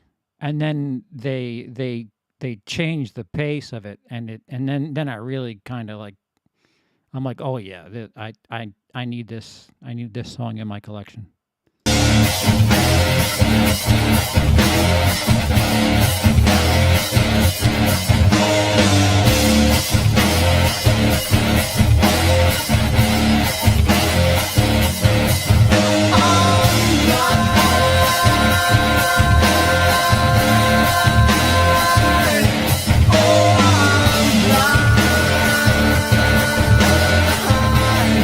And again, if you're familiar with Cable Guy and the fucking them running around in the dirt, and when Jim Carrey throws dirt in, or excuse me, Matthew Broderick throws dirt into Jim Carrey's eyes, the "I'm blind" line is played while he's saying it.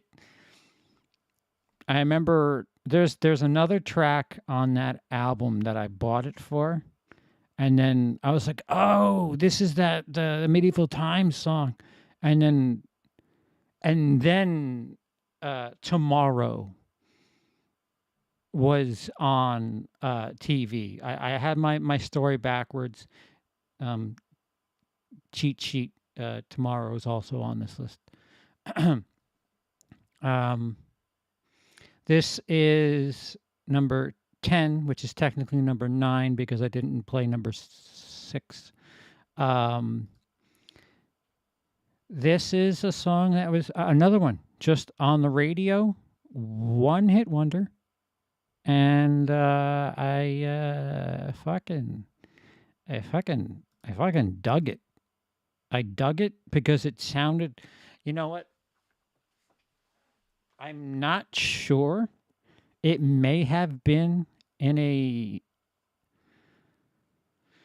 I want to say it may have been either in promotional material for, or it was in 7.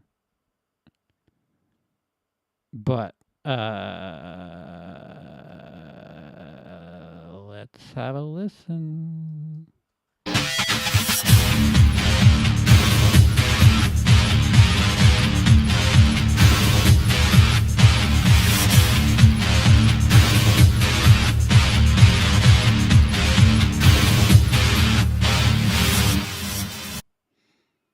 Anybody?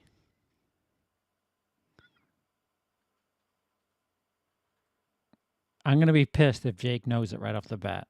It's I don't, if they made another track that hit the charts, I am completely unaware of it. Hell, if this song was in 7, I am still sort of unaware of it. It had heavy airplay around the time that, you know, I would listen to music while I was not doing homework, while I was acting like doing homework and scribbling.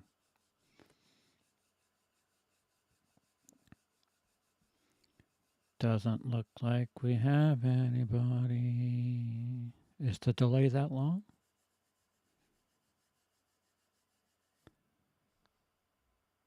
All right, so let's move up a little bit in the track here.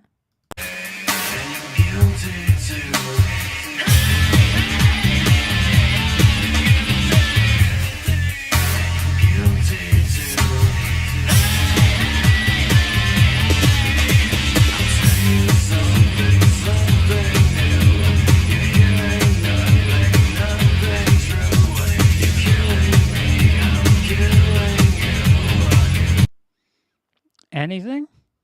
He said the name of the song 3 or 4 times just now. Well, anywho, this is Guilty by Gravity Kills. And it was just something that it again goes against what I was talking about before with radio play. But the only time I got to fucking hear it was when it was on the radio. And it seemed like they played it late. It seemed like it was one of those things where I was lucky to hear it. Not like, I mean Black Hole Sun, I knew it was going to play. You just sit by the radio. It at least once every 60 minutes it was gonna play. This was something where on the ride home from work I'd hear it and I'd be like, oh shit, that song again. And I enjoyed it, and it just so happened when I drove one of my friends home from work, he's like, oh, Guilty, this song's fucking awesome, I have the album. And I was like, make me a copy. And the rest of the album really didn't speak to me, but I had a copy of this song. And again, this isn't a proper ranking. You won't see this anywhere in the top half, but it was something that it has something to do with my appreciation for industrial rock. That's easy to be said, because it was one of the first industrial rock songs that I liked. And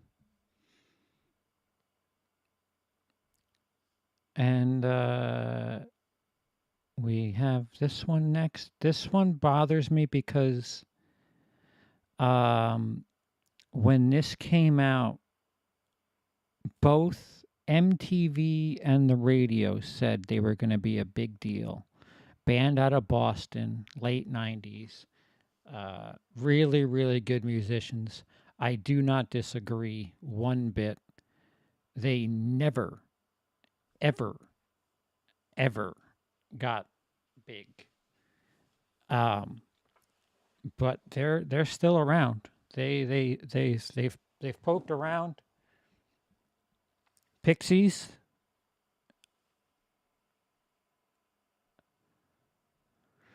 I like the Pixies. You mean other than Where Is My Mind? That everybody's beating that song to death. Yeah, no, I enjoy some of their stuff. I'm not, I'm like 50-50. I like the Pixies. Wait, hold on. I have Pixie stuff here. Hold on. I can tell you what I like. I have their greatest hits. That's all I have. I liked shit. Deal. What the fuck's her name? I liked her side project when she left them. I liked her band a little bit more, which is, I don't know, is that sacrilegious to say that?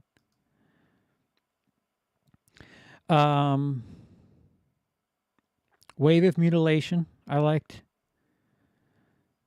Debaser, fuck, love that song.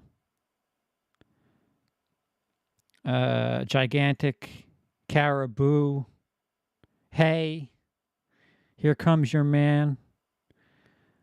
Those are all songs that I, not enough to fill a CD, but I enjoy it. It's not like I would complain if somebody listened to them in a car or something. I enjoyed it. But this band from the 90s, it is not the Mighty Mighty Boss Tones. The Amps, no. Now I have to go back. Oh, I went too far. So this was the first, it may not have been the first released single, but it was the first video that I saw. And again, they pumped I don't know. Maybe they had really good promotion, but they pumped like this band was going to be like the next U2 or something. Well, maybe not U2. Their sound isn't U2 ish, but uh, it's not heavy. It's not really heavy. It's just rock. So here is that song.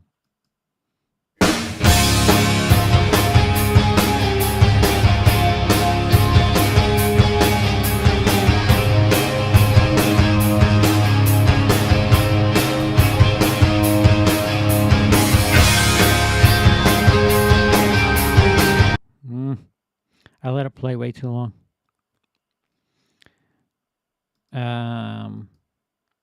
I won't let anybody in on the band name unless you know it. If you know the band name, I'll be shocked. I'll actually feel good about it because fuck.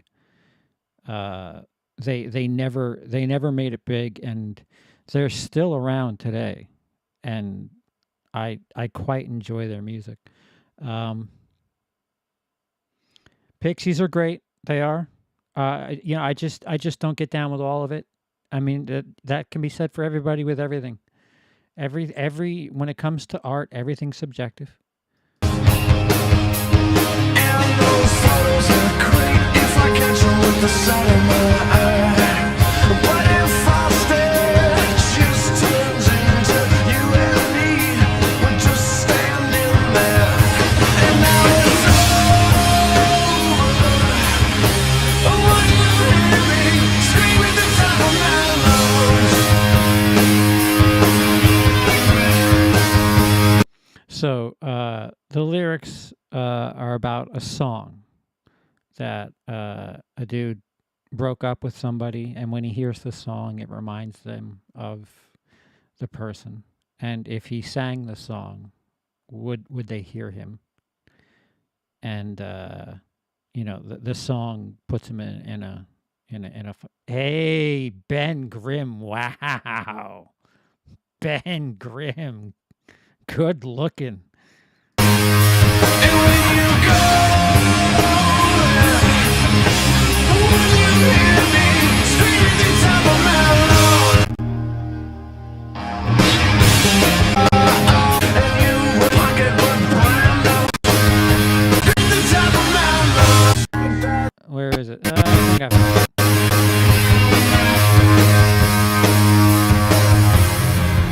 So you crack that song, and it might sound doom.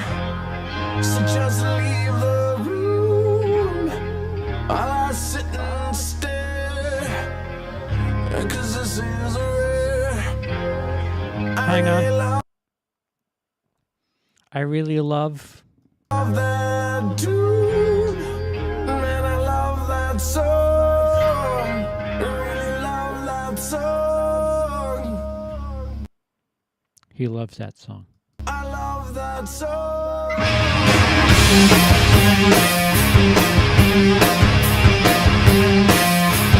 Just rock. I mean, some people might say it's a little on the heavy side, but it kept me chipper. If you consider the stuff that I've played before, the deep sounds, stuff like this was like this is what I listened to on a sunny day. If I had like a date or something. So I never listened to this song.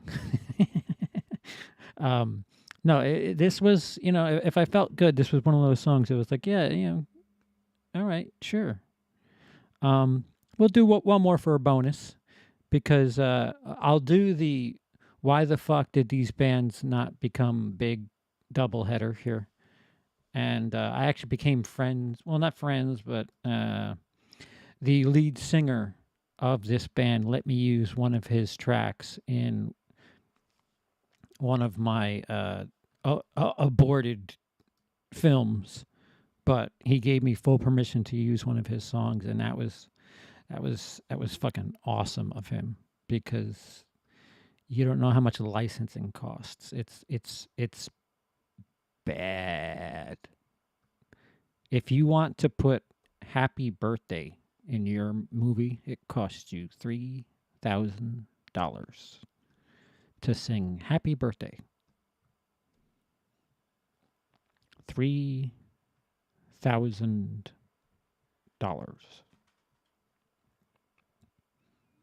So just imagine, like, if you wanted to put a fucking Beatles song in there, you're done. That's why Almost Famous. Oh, I don't know how the fuck they did that. Where are you?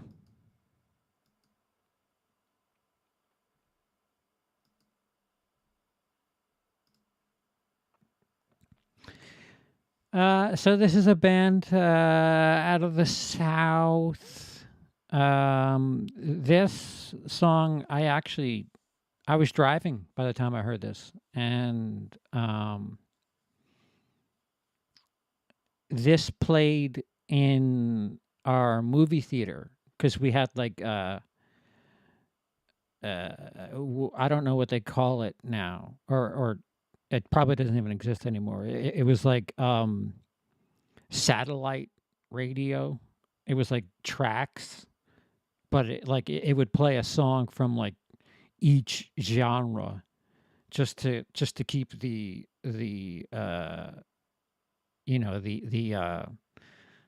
lobby from going crazy.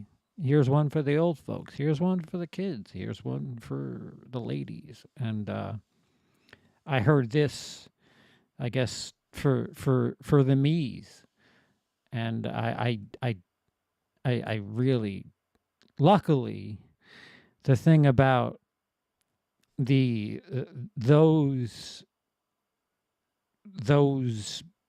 systems was we had the track. Like, so all I had to do was go in the back and look for the name, and I was able to find it. And this was a song that I for the last of the night. Again, another band that they didn't end up doing too much. They didn't last much longer than 3 or 4 years, but the lead singer ended up doing some other things, and it's just it just troubles me that he never really caught on. His claim to, well, hold on. No.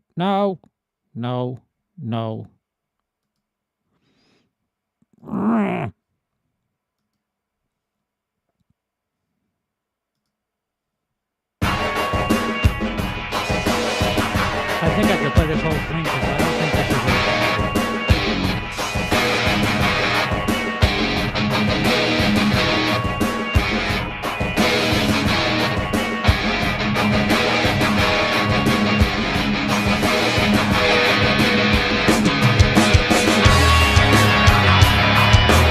So again, this goes back to my original love, my original heart, chunky, heavy-ish sound. But when you hear his voice, it's going to kind of neutralize that. The voice won't match the heaviness. Like it's.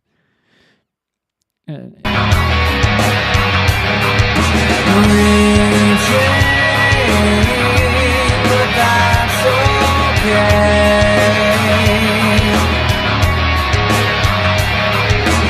I'm the one here, make them wait.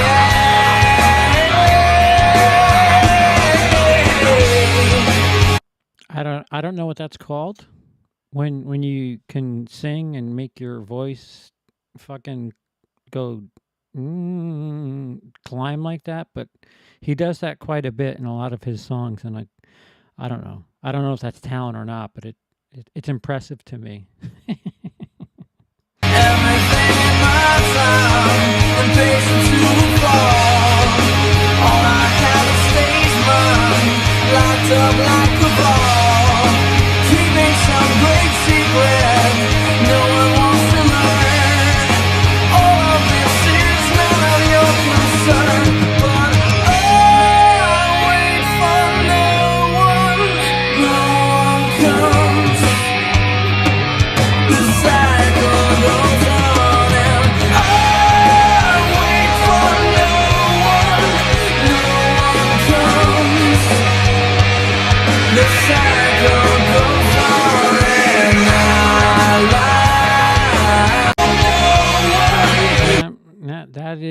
is Virgos Merlot with Cycle.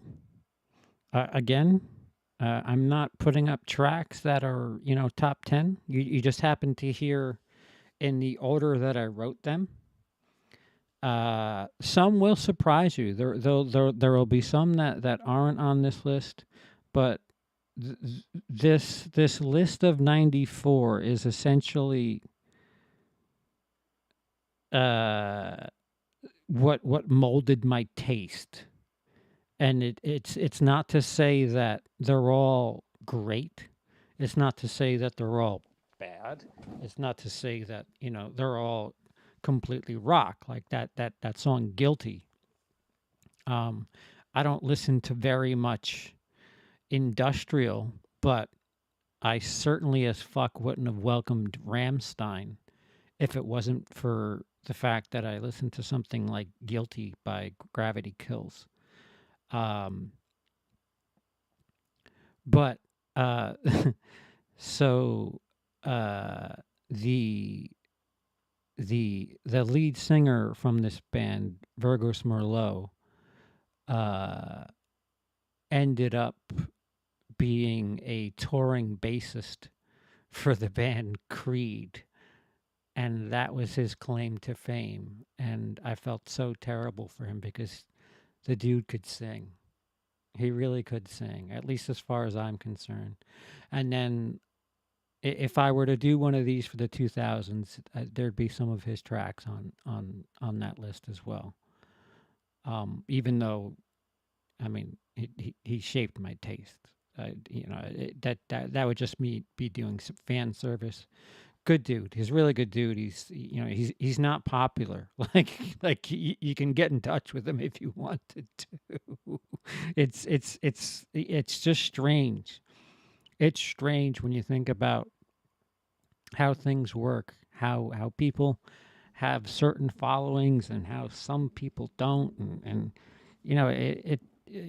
it's luck. Sometimes it's just luck. It's not even quality of fucking a talent. Sometimes it's just right place, right time, and or pre Me Too.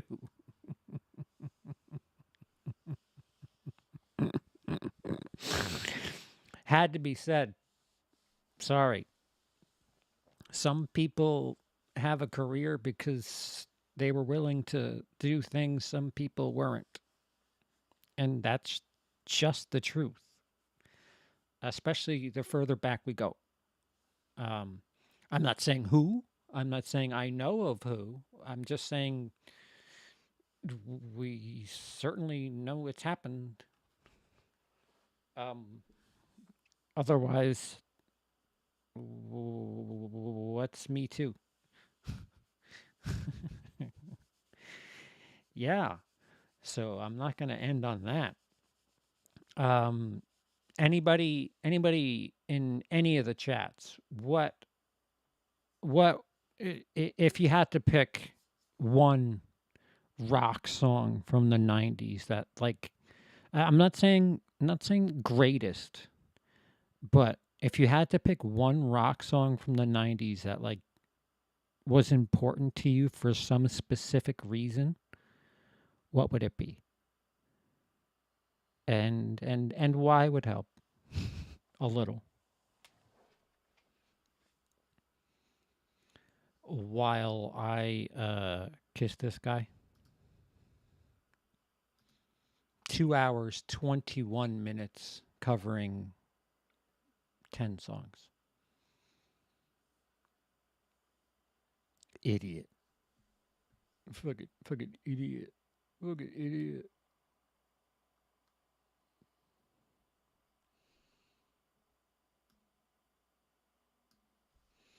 Let's put you here. In case people don't know where to find me.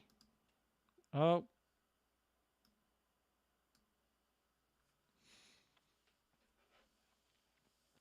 Actually, you know what? While you guys think about that, we're gonna go ahead and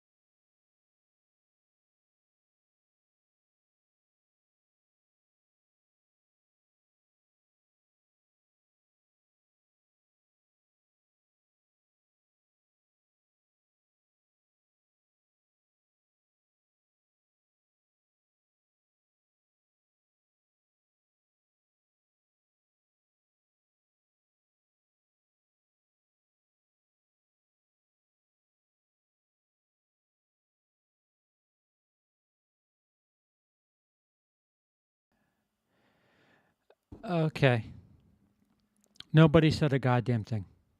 That's terrific. If we're done, we're done. I'm okay shutting it down. I went to get drinks to carry on, but if we want to shut her down, we want to shut her down. The reason I'm not doing gaming right now is well, I can show you. I can literally show you. Um, hold.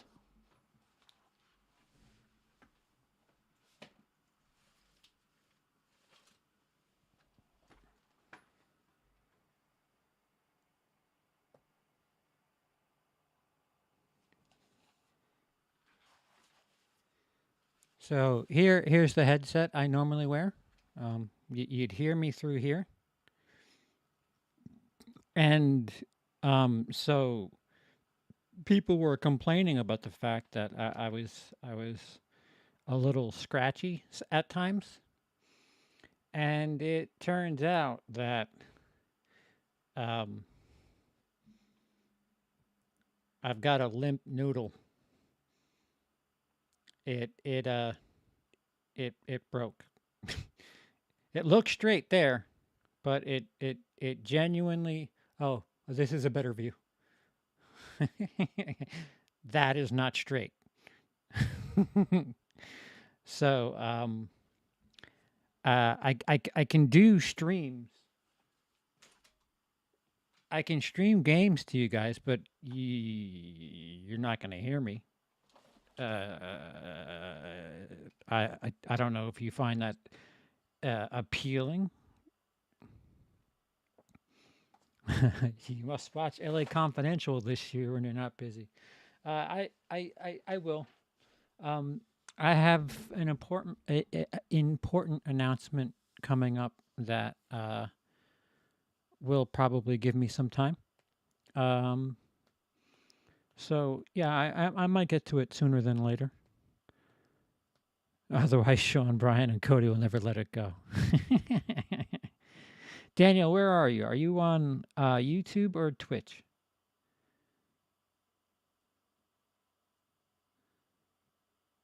I don't know where you are. I have way too many windows open. Way too many windows. YouTube. Okay. You got Limp Noodle, but what about the headset? The headset's fine. The headset's fine. It's just the thing that goes into the connector. If I'm wondering, I wonder if I just fucking yank this one out, if that would work. Because there's no like this right here, if I yank this out and tried this, but this doesn't have a headset, would that work? Or would I just be, I would just hear everything? How many colored hats do you have? Thank you for asking me a question. I've been dying to serve a purpose. Wearing black right now. This is brown.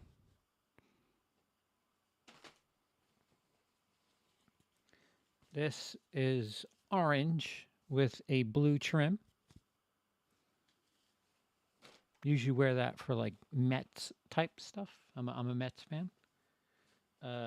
This is a beige type color, tan, if you will.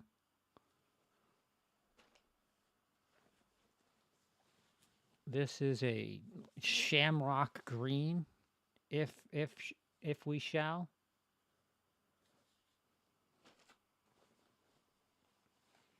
Another Met hat. This is basically an inverse of this one.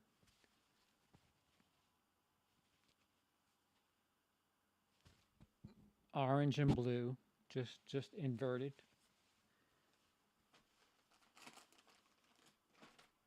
What else have we got here? Good old fashioned white. I rarely wear this too. Go figure.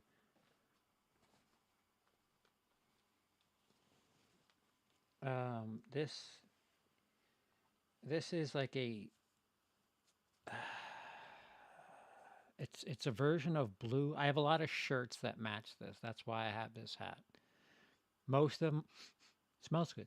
Most of my hats I have because I have a shirt that matches. I don't know what got me into this little sick phase of mine. This is like a forest green.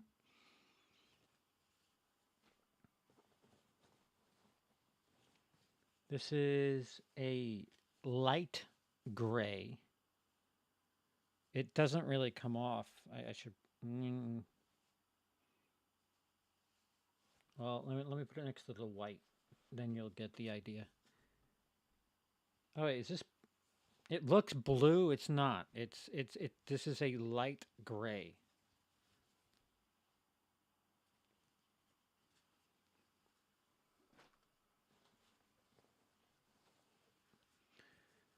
Uh, a red with a bit of a peachish orange twist.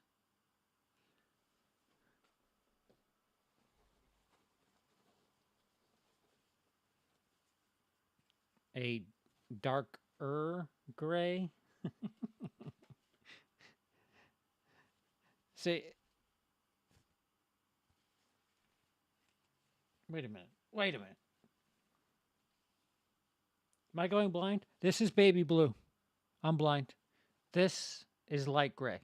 This is actually baby blue. I'm a moron. Now seeing them together on the screen, this is baby blue. Sky blue, if you will.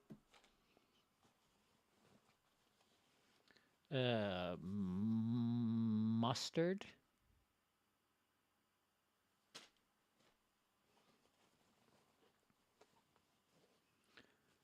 It's like a teal-ish, like a sea water teal color.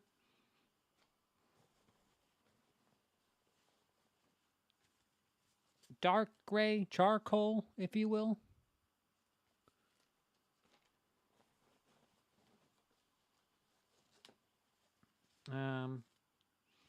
Maroon-ish.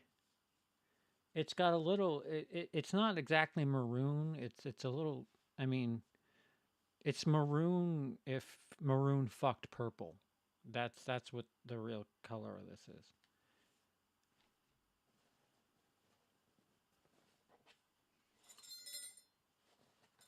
The fuck was that? This is yellow. This is banana yellow, and I only use this for a certain character. His name is Sigmund. I have not used this in a very, very long time.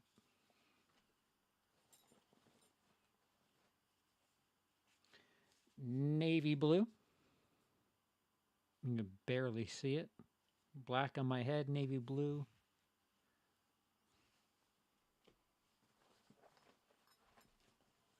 And straight red.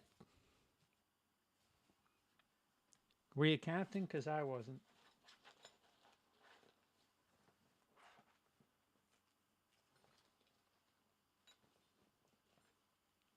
And that's it. That is the collection. The collection. And if somebody has like a hot pink, fucking send it. Cause I cannot find. I've found a hot pink, but it's furry. I don't wear furry Kangol. I wear Vent Air 104s, I think they're called. Somebody sent me a link, and it was like a fucking furry pink hat, and I was like, the color's right, but no, I'm gonna sweat my fucking ears off.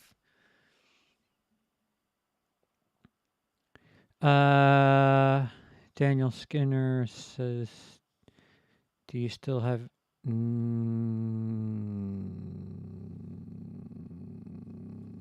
No comment, Daniel.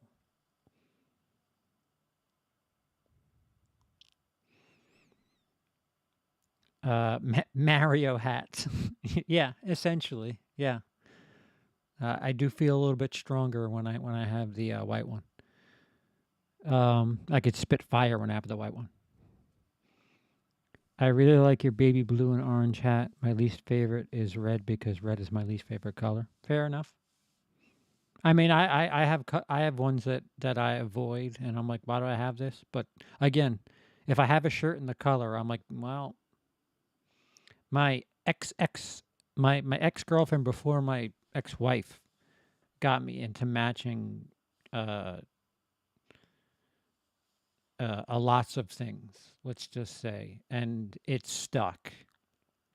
When I managed the movie theater, it was really kind of obsessive compulsive. I would match my my shirt to my tie to my underwear, just in case if I bent over, uh, you know, and somebody saw my underwear, that they wouldn't think anything of it because it matched my shirt color.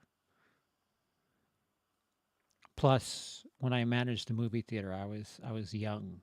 I was in my young 20s, and we were near a college. What's over here, Hofstra, and girls would come out every weekend, and damned if I didn't try to look as fucking okay as possible.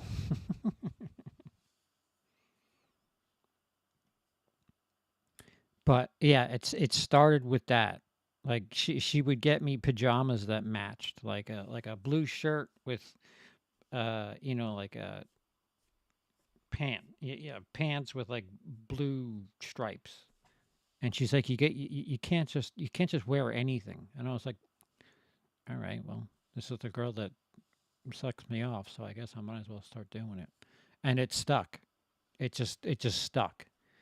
And then I kind of, not kinda, I absolutely grew to like it, and it's my thing now. All right, I'm gonna wear a blue shirt. Might as well have a blue hat.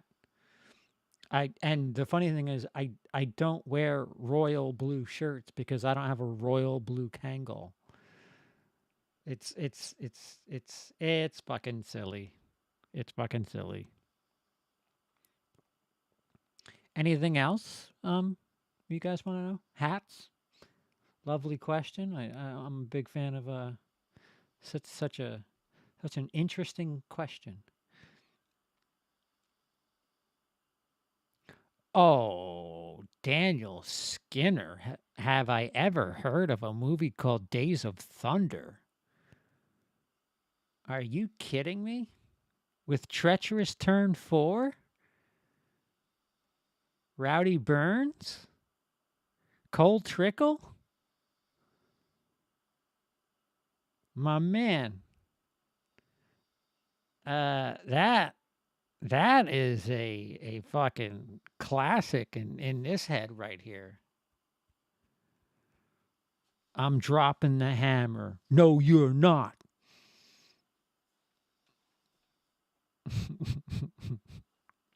And a very young what's his face from Saw.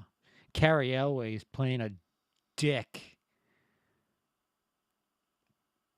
What's Emily's favorite color hat? She's asleep. That's a tough question to answer at this moment.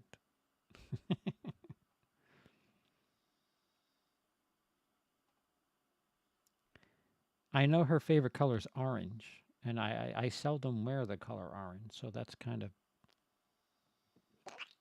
whoops.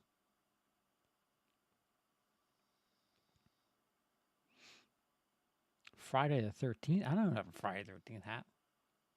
Nicolas Cage is my favorite actor of all time. What's your favorite Nicolas Cage movie?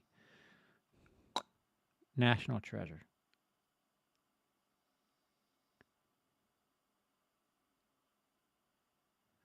I'm surprised I don't have emails.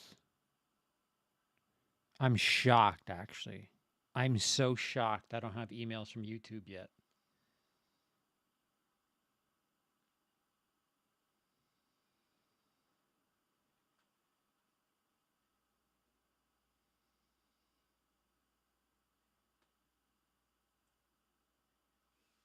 It's quite impressive.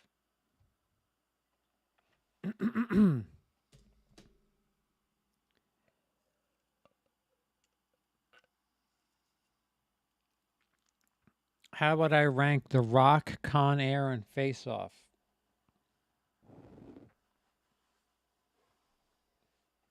Con Air, The Rock, and Face Off. Con Air is way too much fun. The Rock is way too much fun, and Face Off is just a little silly. I mean, they're all silly, but Face Off is just I want his face off. just a little too much. A little too much. Oh yeah, I'm a Mets fan. I'm gonna have to start watching them a little bit more regularly now that the fucking Rangers are just about dead. Bastards. Fucking let in 14 goals in 2 games. I don't know. Fucking Jesus.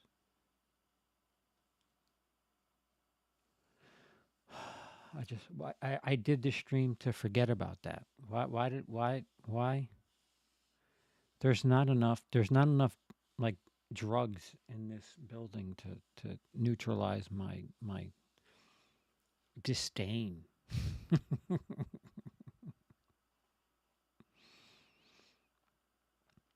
uh, we're at 2:42. 3 more minutes, and I'm gonna shut her down. So if you have anything, nobody has a song from the 90s, huh? Do I have a Rangers cap? I do not. I do have a Kangol in the Rangers colors, if that counts. Blue, red, blue, red, blue, red, blue, red. I don't like that. The only thing I don't like about these is their logo is so fucking huge on the side. Like, dude, we know. Stop. You're charging $30 for your fucking hat.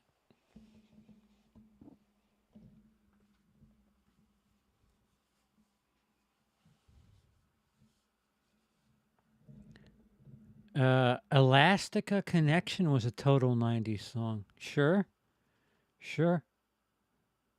What has my experience with Jumanji, the original from 95, been? It's my favorite Robin Williams blockbuster. I enjoyed it. Good Morning Vietnam. Technically a comedy, not... Well, I mean, it's a dramedy. I have seen Good Morning Vietnam. Very good movie. Stars. That might be on my list, Hoax. She thinks she took a train from Mars. She's out back. I don't think I have the words right. I know the song.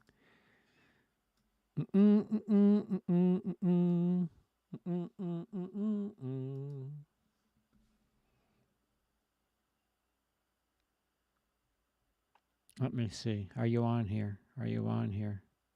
Yep, it's on the list. It's on my list.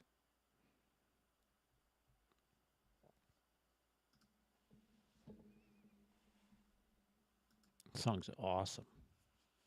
Fucking awesome. Have you ever considered getting contact lenses?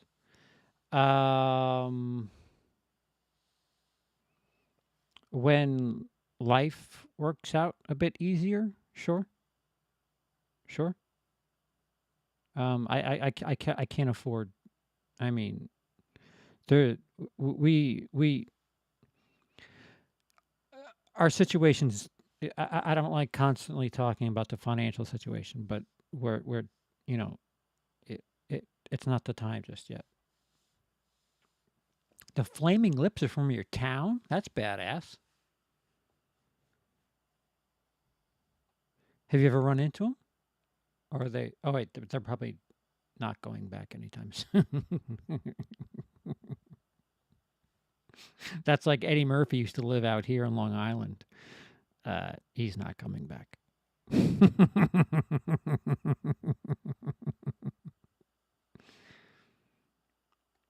Flaming lips, you don't use jelly.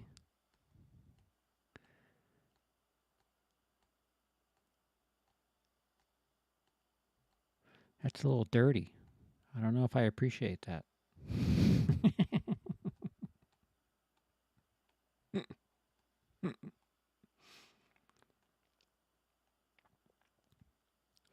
Very different movies, Daniel. Collateral and Interview with a Vampire. Collateral, he's a very different, very different. And Interview with a Vampire is just, I mean, that's woman porn. He's still there? No shit. Walks around town. That's awesome. Get a selfie. I know for a fact Eddie Murphy don't walk around here. Philadelphia's a rough watch. Apollo 13's pretty dramatic. Miley Cyrus. What the... Wait, where are you from, Ben? Are you from like the... Wait, what?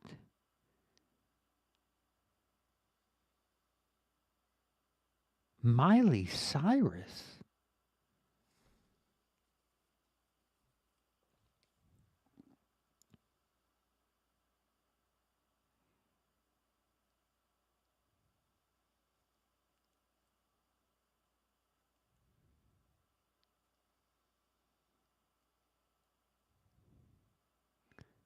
Do you realize his name?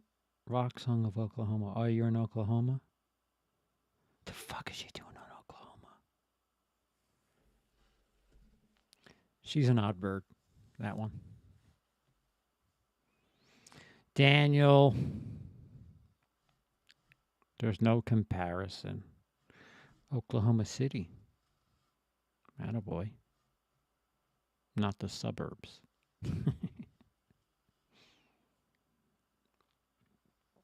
There's no comparison. It's Willie.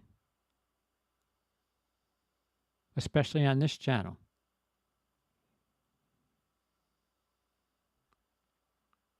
It's not WILIscredia. It's WILIscredia. Although it should be WILIscredia, considering my name is Charles. I just played myself. Another one.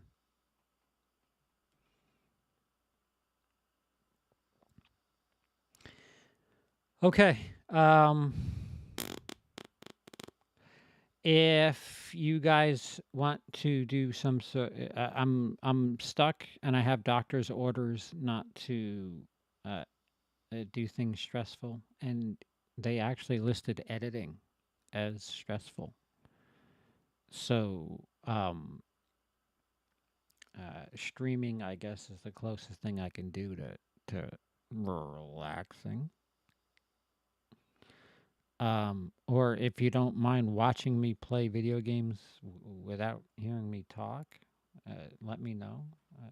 I mean, I'll do it. It just seems so purposeless.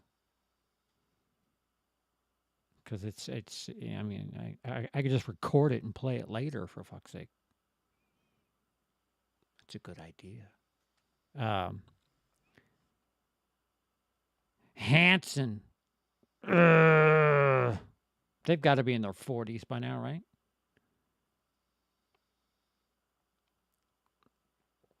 Bop. Yeah, that's about the time what I'm talking about. When that shit hit, I was just like, yeah, no, I need to